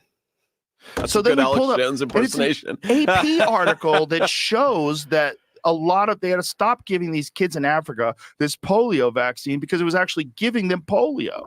That's crazy. Like, because they experiment, because this is how they find out if stuff works. So you get people with no internet connection, they live in dirt floors. We're going to help you. And then they come in and they experiment on them. And it's so dark. That is so dark. And then it's all done through this idea of philanthropy. Yeah. Yeah.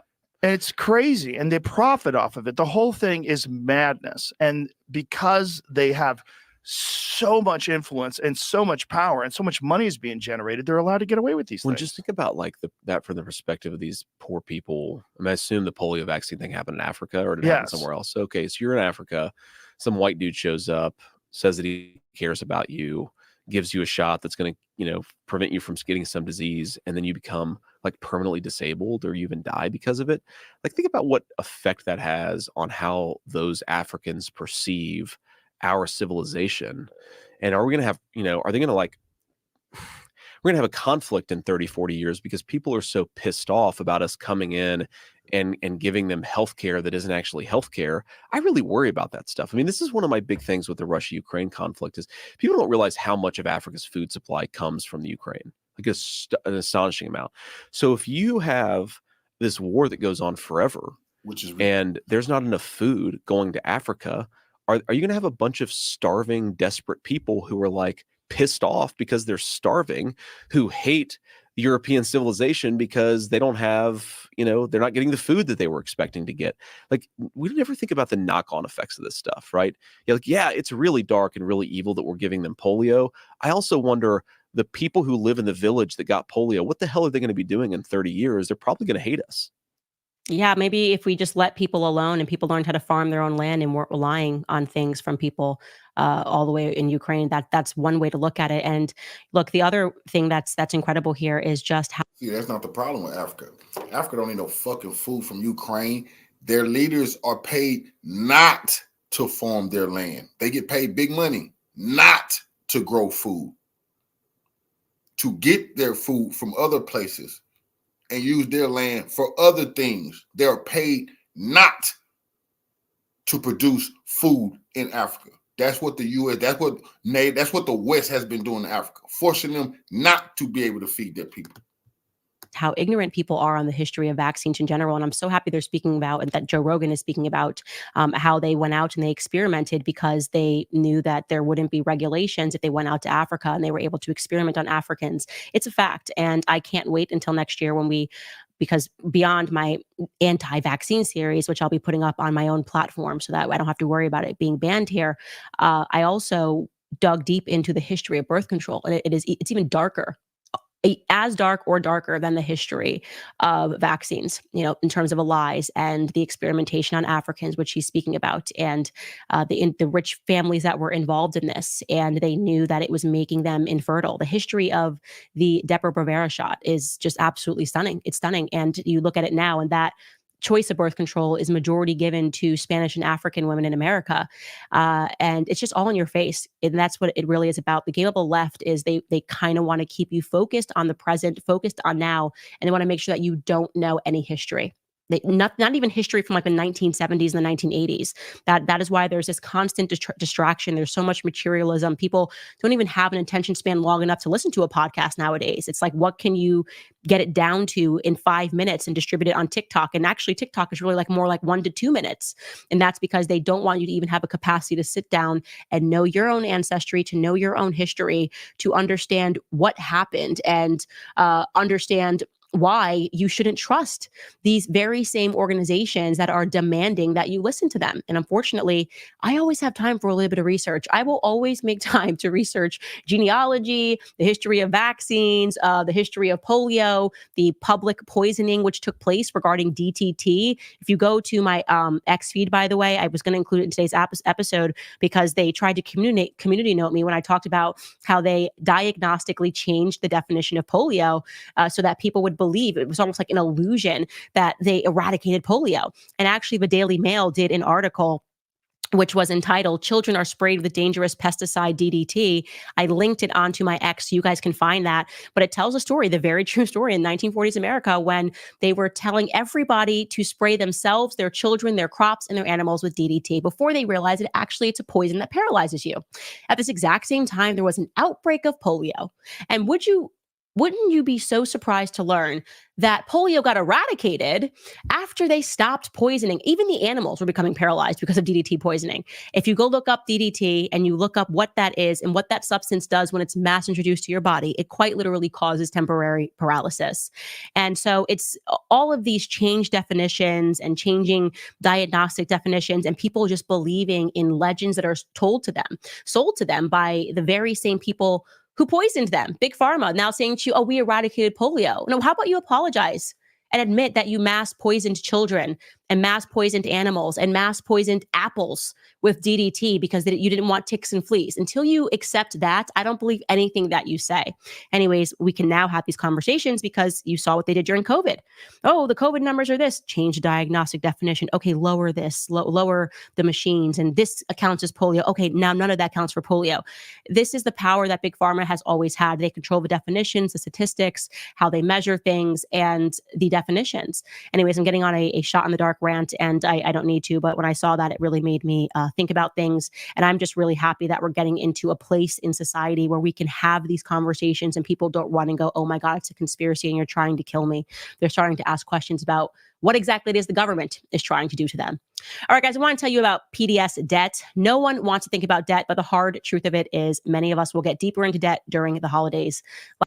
In the last stretch, there's kind of like everybody's dumb and garbage and stupid if you support Trump. I think that's kind of what they're getting at. And Mark Cuban went on The View and basically had a message for women that support Trump. So everybody's garbage, but women, we got an extra special message for you if you're supporting Trump. Take a listen to Mark Cuban. Donald Trump, you never see him around strong, intelligent women, ever. It's just that simple. They're intimidating to him. He doesn't like to be challenged by them. And, Nikki Haley will call him on his nonsense with reproductive rights and how he sees and treats and talks about women. I mean, he just can't have her around. It wouldn't work. I think Stormy is intelligent. I don't think that's 100%. She's very smart.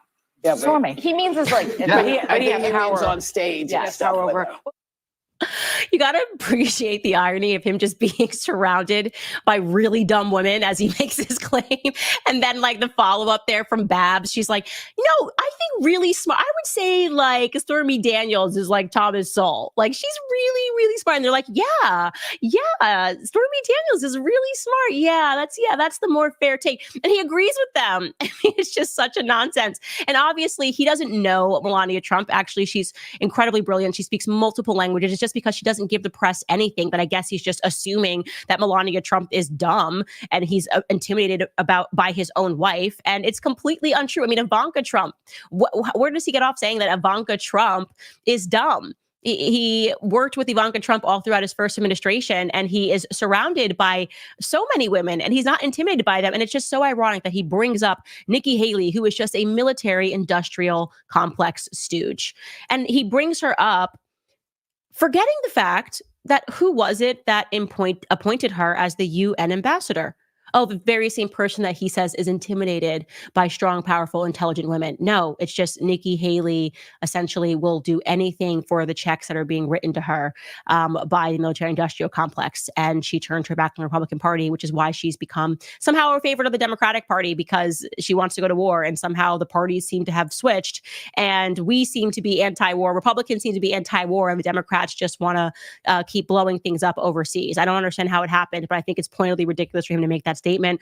We'll see how it does. Obviously, the public is not taking kindly to it. It doesn't seem like a smart thing to do if you're trying to earn votes. But again, you do have to appreciate the irony of him truly going on The View to speak about highly intelligent women. You cannot make this stuff up.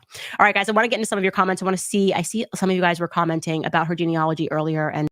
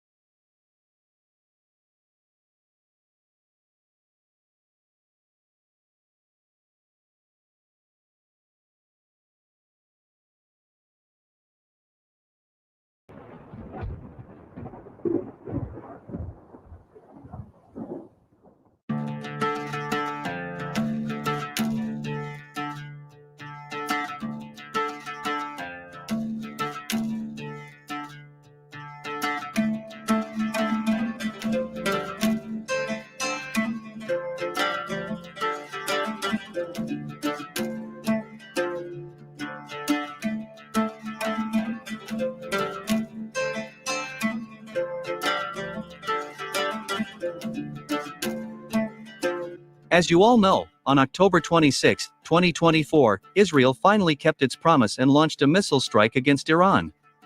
Even though Israel had been preparing this attack for almost a month, this missile strike did not impress even Western experts with pro-Israeli views. Surprisingly, even many American and European think tanks have admitted that the Israeli missile strike caused minimal damage to Iran.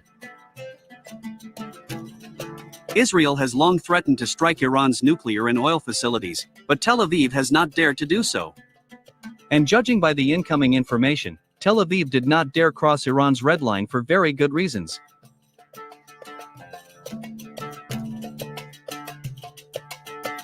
According to Iran's official statements, on October 26, 2024, Israel launched a missile attack on border radars, located in provinces such as Tehran, Ilam, and Khuzestan.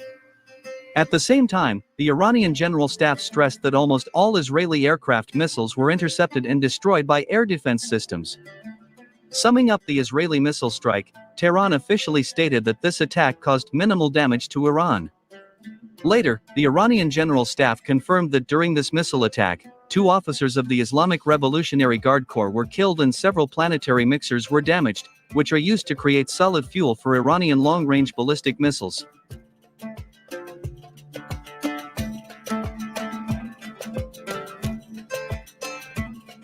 Commenting on the Israeli missile attack on Iran, influential Iranian politician Ahmadinejad ridiculed the actions of the Israeli authorities.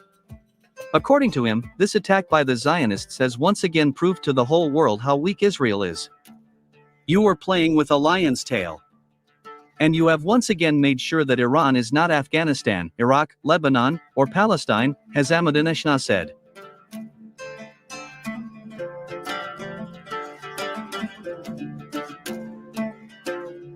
Against this backdrop, Tehran continues to officially declare that the recent Israeli attack on Iran will not go unanswered.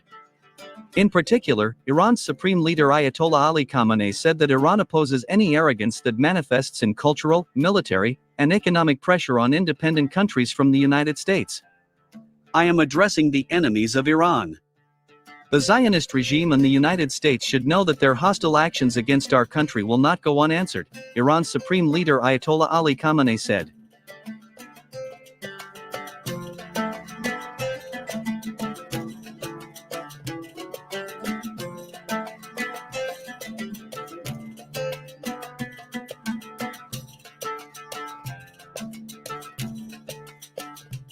Immediately after these words of the supreme leader of Iran, on November 3, 2024, Brigadier General Ali Mohammad Naini officially announced that all Iranian ballistic missiles and other modern types of weapons were put on full alert. All this indicates that Iran is preparing a full-scale attack. However, this time not only Israel will be attacked, but also U.S. military bases in the Middle East. According to Brigadier General Ali Mohammad Naini, Tehran knows perfectly well that it was the United States that helped Israel attack Iran on October 26, 2024, by transferring intelligence data and satellite images to the Zionists.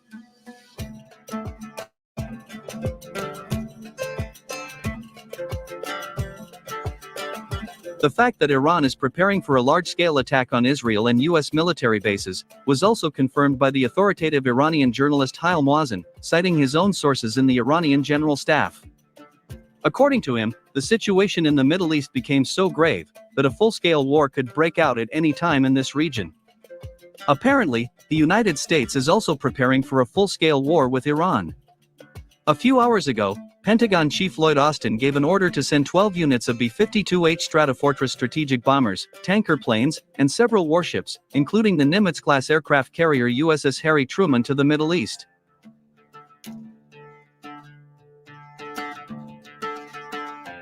Seeing all this, Tehran officially declared that Iran has all the necessary means to destroy even the most modern types of enemy weapons. In particular, Iranian Deputy Defense Minister Sardar Said Mehdi Farhi said that Iran has Russian Mi-28 and Night Hunter attack helicopters, as well as Yak-130 aircraft, designed to train Iranian pilots to pilot such fighter jets as the Su-30 and Su-35. Moreover, Tehran also confirmed that Iran has a full-fledged battery of S-400 Triumph anti-aircraft missile systems, stationed near Isfahan. It is reported that it was precisely thanks to these S-400 launchers that Israel was unable to inflict significant damage to Iran during the missile attack that took place on October 26, 2024.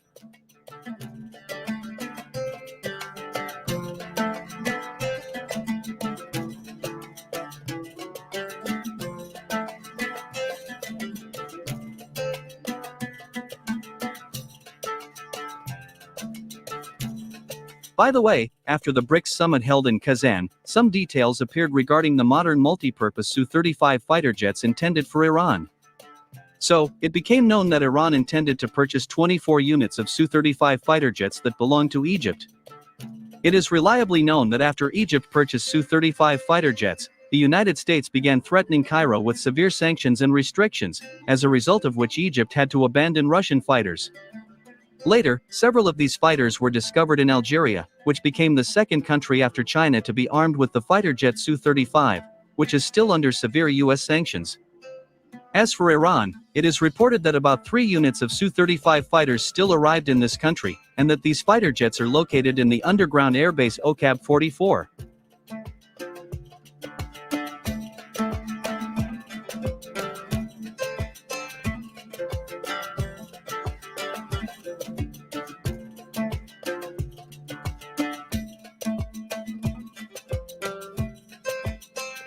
Moreover, the authoritative international military magazine Army Recognition, citing its own sources in the Iranian General Staff, stated that in early September of this year, Iran received a license from Russia to produce multi-purpose Su-35 and Su-30 fighter jets. Thanks to this, Iran will be able to produce 72 units of Su-35 fighter jets by the end of 2025. As for the estimated number of Su-30 fighter jets, Iran keeps a secret. Given the fact that Russian Su-35 multi-role fighters are much superior in their tactical and technical characteristics to American fighter jets, including the F-35, the appearance of these combat aircraft in the Iranian Air Force can significantly change the balance of power in the Middle East.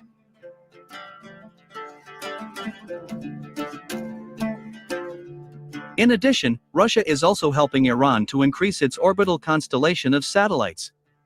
It is reported that in the last 4 months alone, Russia has put 3 Iranian satellites into orbit. Russia is also helping Iran construct its first spaceport in the city of Chabahar. Everything that is happening indicates that Russia fears that with the coming to power of Donald Trump, Israel will still try to destroy Iran's nuclear potential and gain complete dominance in the Middle East.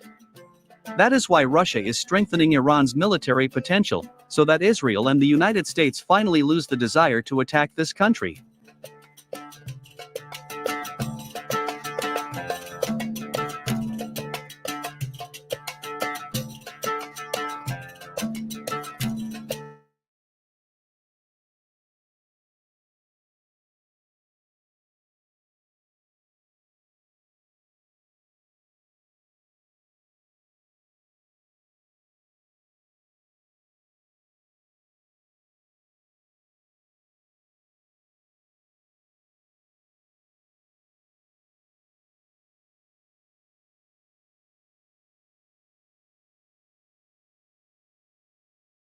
Now, Professor Syed Mohammed Marandi is on the line.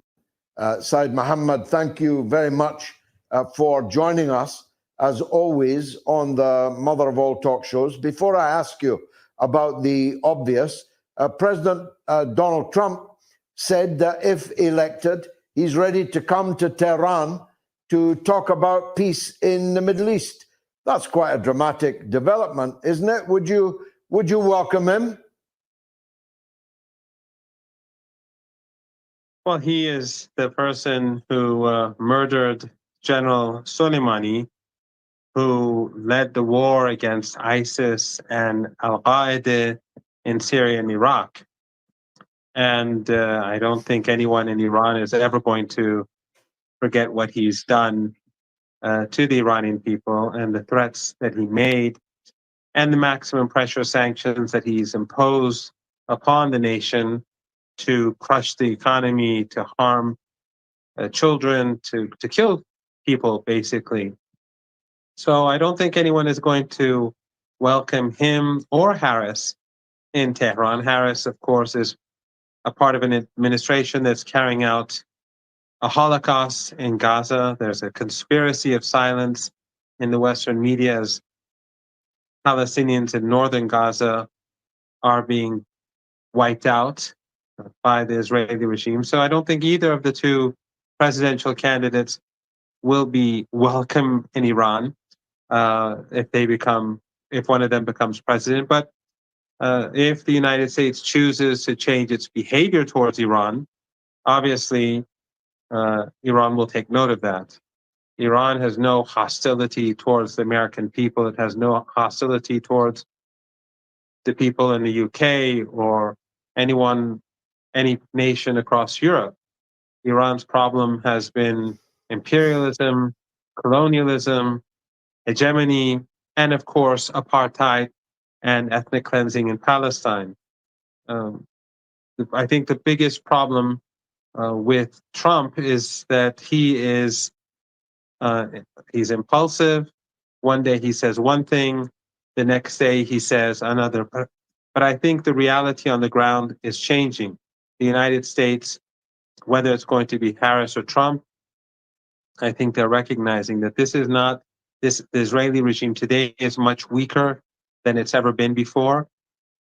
If we look at the battlefield in the exchange between Iran and the Israeli regime, regardless of what claims are made by Tehran or the Israeli regime, I think it's clear that the Iranian strikes against the Israelis were more potent. That's what the images show. And the Israelis who said that they're going to hit Iran so hard that Iran will not know what happened. I don't think anyone felt that was actually what took place. And therefore, in the exchange with Iran, the Israeli regime came short. In the battle over Lebanon, besides killing women and children, they failed on the border between Palestine and Lebanon. And in Gaza, they failed as well. We have to always remember that once upon a time, you remember this better than I, It was before. It was when I was a child. Israelis would go all the way and cross the Sinai to the Suez Canal, whereas now they can't take a dot on the map called Gaza. In 1982, which I remember much better, the Israelis went all the way to Beirut in 4 or 5 days. Now they're stuck on the border. There were heavy battles in Al-Khiyam, which I'm sure you visited, the notorious prison in Al-Khiyam where they used to rape Lebanese prisoners. One of the prisoners, he told me that they raped his wife in front of him to get a confession, to get him to confess. He was a member of the resistance, and very interestingly, the person who raped his wife was Lebanese. And after the liberation of southern Lebanon in 2000, Sayyid Hassan Nasrallah asked the people of the resistance not to retaliate. So the person who raped his wife on behalf of the Israelis continues to live in Lebanon today without being harassed.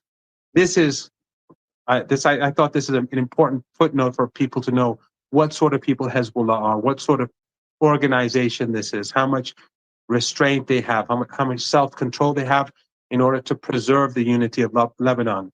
But in any case, back then, they went all the way to Beirut. Now they're stuck on the border. 3 days of battle in Khiyam. The result was the Israeli regime retreated back to the border. So this is not the Israeli regime of 2-3 decades past, and the resistance today is much stronger. And I think the United States recognizes this. Although I have no illusions about the regime in Washington, I do not think they've learned any lessons, but I think they're beginning to understand that the situation in Palestine, like in Ukraine, is not going well. Now, Professor, you and others have been predicting the now long-awaited Iranian response. When will we see it, and what form is it likely to take in your view?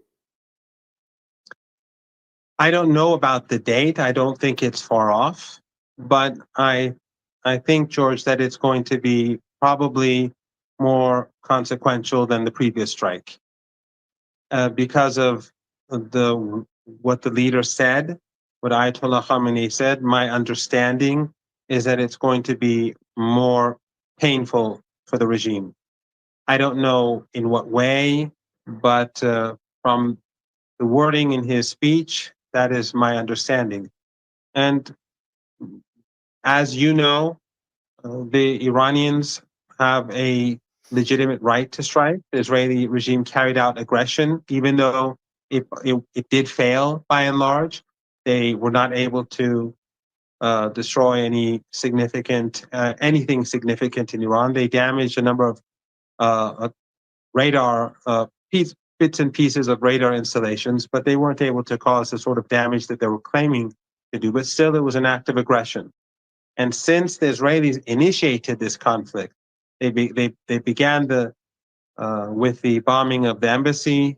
Iran responded to that. Then they murdered Ismail Haniyeh. He was martyred in Tehran when he was a guest of the president. And then Iran responded to that. So the Israeli attack on Iran was another escalation. And Iran will respond to that escalation to create deterrence so that the regime learns not to do this again. The Israeli regime has the full support of the West, George.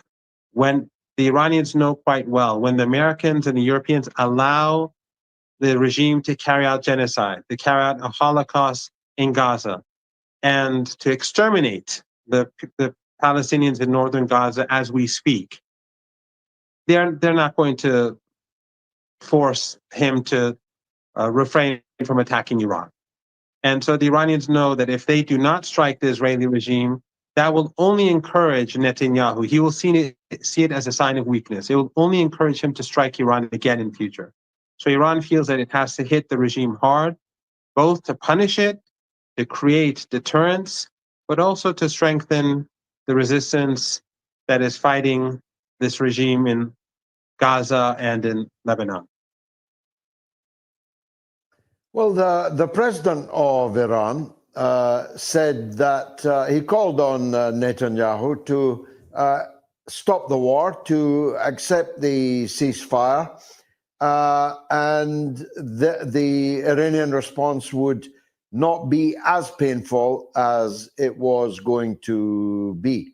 That, I presume, has fallen on deaf ears. In fact, the Israeli cabinet has already decided upon a fourth attack on Iran in response to a rocket fired by a third party in Lebanon. So we're a long way short of deterrence. I suppose what some of the audience will be asking, why doesn't Iran hit them so hard that they will never attack Iran again, and hit them so hard that they'll have to stop slaughtering the women and children in the north of Gaza? If you have the capability of doing that, why not use it?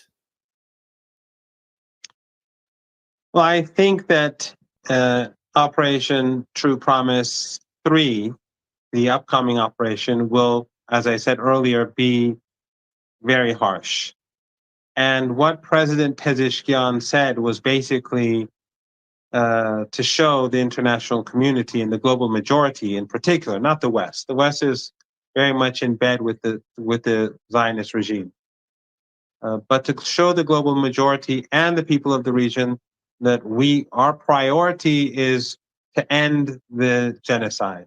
And if the Israeli regime accept, and we know they're not going to accept, but if they accept the terms set by Hamas and the terms that the Americans themselves put forward months ago, if they accept that will have an impact. If there's a ceasefire in Lebanon and Gaza, that will have an impact. It won't stop Iran's retaliation, but it will have an impact. But if they don't, then the Iranian response will be much more severe. So I think Iran is speaking to the global majority. Also, I think that Iran is escalating. If you compare True Promise 1 with True Promise 2, and what I think will be coming shortly, I think we are seeing Iran escalating.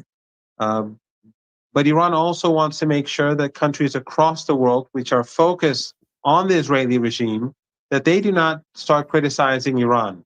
Because you know very well how the Americans and the Europeans, their best weapon has always been media manipulation, and soft power. And Iran doesn't want to give them the opportunity to turn the tables and suddenly blame the resistance. So if Iran, out of the blue, hit the Israeli regime extremely hard, let's say, during Operation True Promise 1 or 2, then some countries may have turned around and said, you're escalating. So Iran has gradually been hitting harder, but I think that this time around, that the Israelis will be hit even harder than last time, and I think it will have an impact. George, I think your listeners and viewers also have to keep in mind that the defense capabilities in Gaza, in Lebanon, in Yemen, in Syria, in Iraq, these are all being funded and supported by Iran. It's not just about missiles. As we speak, Gaza, they've been able to resist for over a year because of Iran's support. As we speak, Iran continues to support Gaza. As we speak, Iran continues to support the resistance across the board. So it's basically Iran and this axis of resistance against 40 Western regimes. And unfortunately, Turkey is doing more for Israel than it is for the Palestinians. Jordan the same, the Emirates, Egypt, Morocco. It is a very heavy burden on the axis of resistance, but I have no doubt that the Israeli regime will be defeated, the resistance will win. We saw when the West was saying that Hezbollah is in deep trouble, they won't be able to defend themselves. We saw Hezbollah was steadfast, and they will continue to defeat the regime on the border. Hamas will continue to hold their ground, and without a doubt, the Iranians will hit the regime very hard. Finally, Professor, of course, every nation has its collaborators. We were fortunate that Hitler never made it here, or else we'd know exactly who would have collaborated with him. You mentioned some of the other Arab countries and the collaborating role that they are playing. What about the situation in Lebanon now? I don't know if you heard my somewhat angry monologue at the beginning. We have a situation now where the Lebanese, as patriotic a people as exist on the earth, are tolerating in Beirut an American woman ambassador who is literally telling them what to do, what they must do, what they cannot do, who they can have in their government, who they must not have in their government, who they can fly on their own national airline and who they cannot fly. This is a quite extraordinary level of treachery, is it not? Absolutely. They're also telling the Iraqi government what sort of aid it can send to Lebanon and how it can send it to Lebanon. The Americans are trying to surround Lebanon. They're trying to prevent aid from getting in. They want people to suffer, but also the Americans and the Western embassies collectively and NGOs, Western NGOs, they are trying to create a civil war in Lebanon. You know, again, better than I, the Lebanese forces, what role they played in the past. In 1982, when the Israeli regime invaded Lebanon, they collaborated with the regime, Samir Jaja.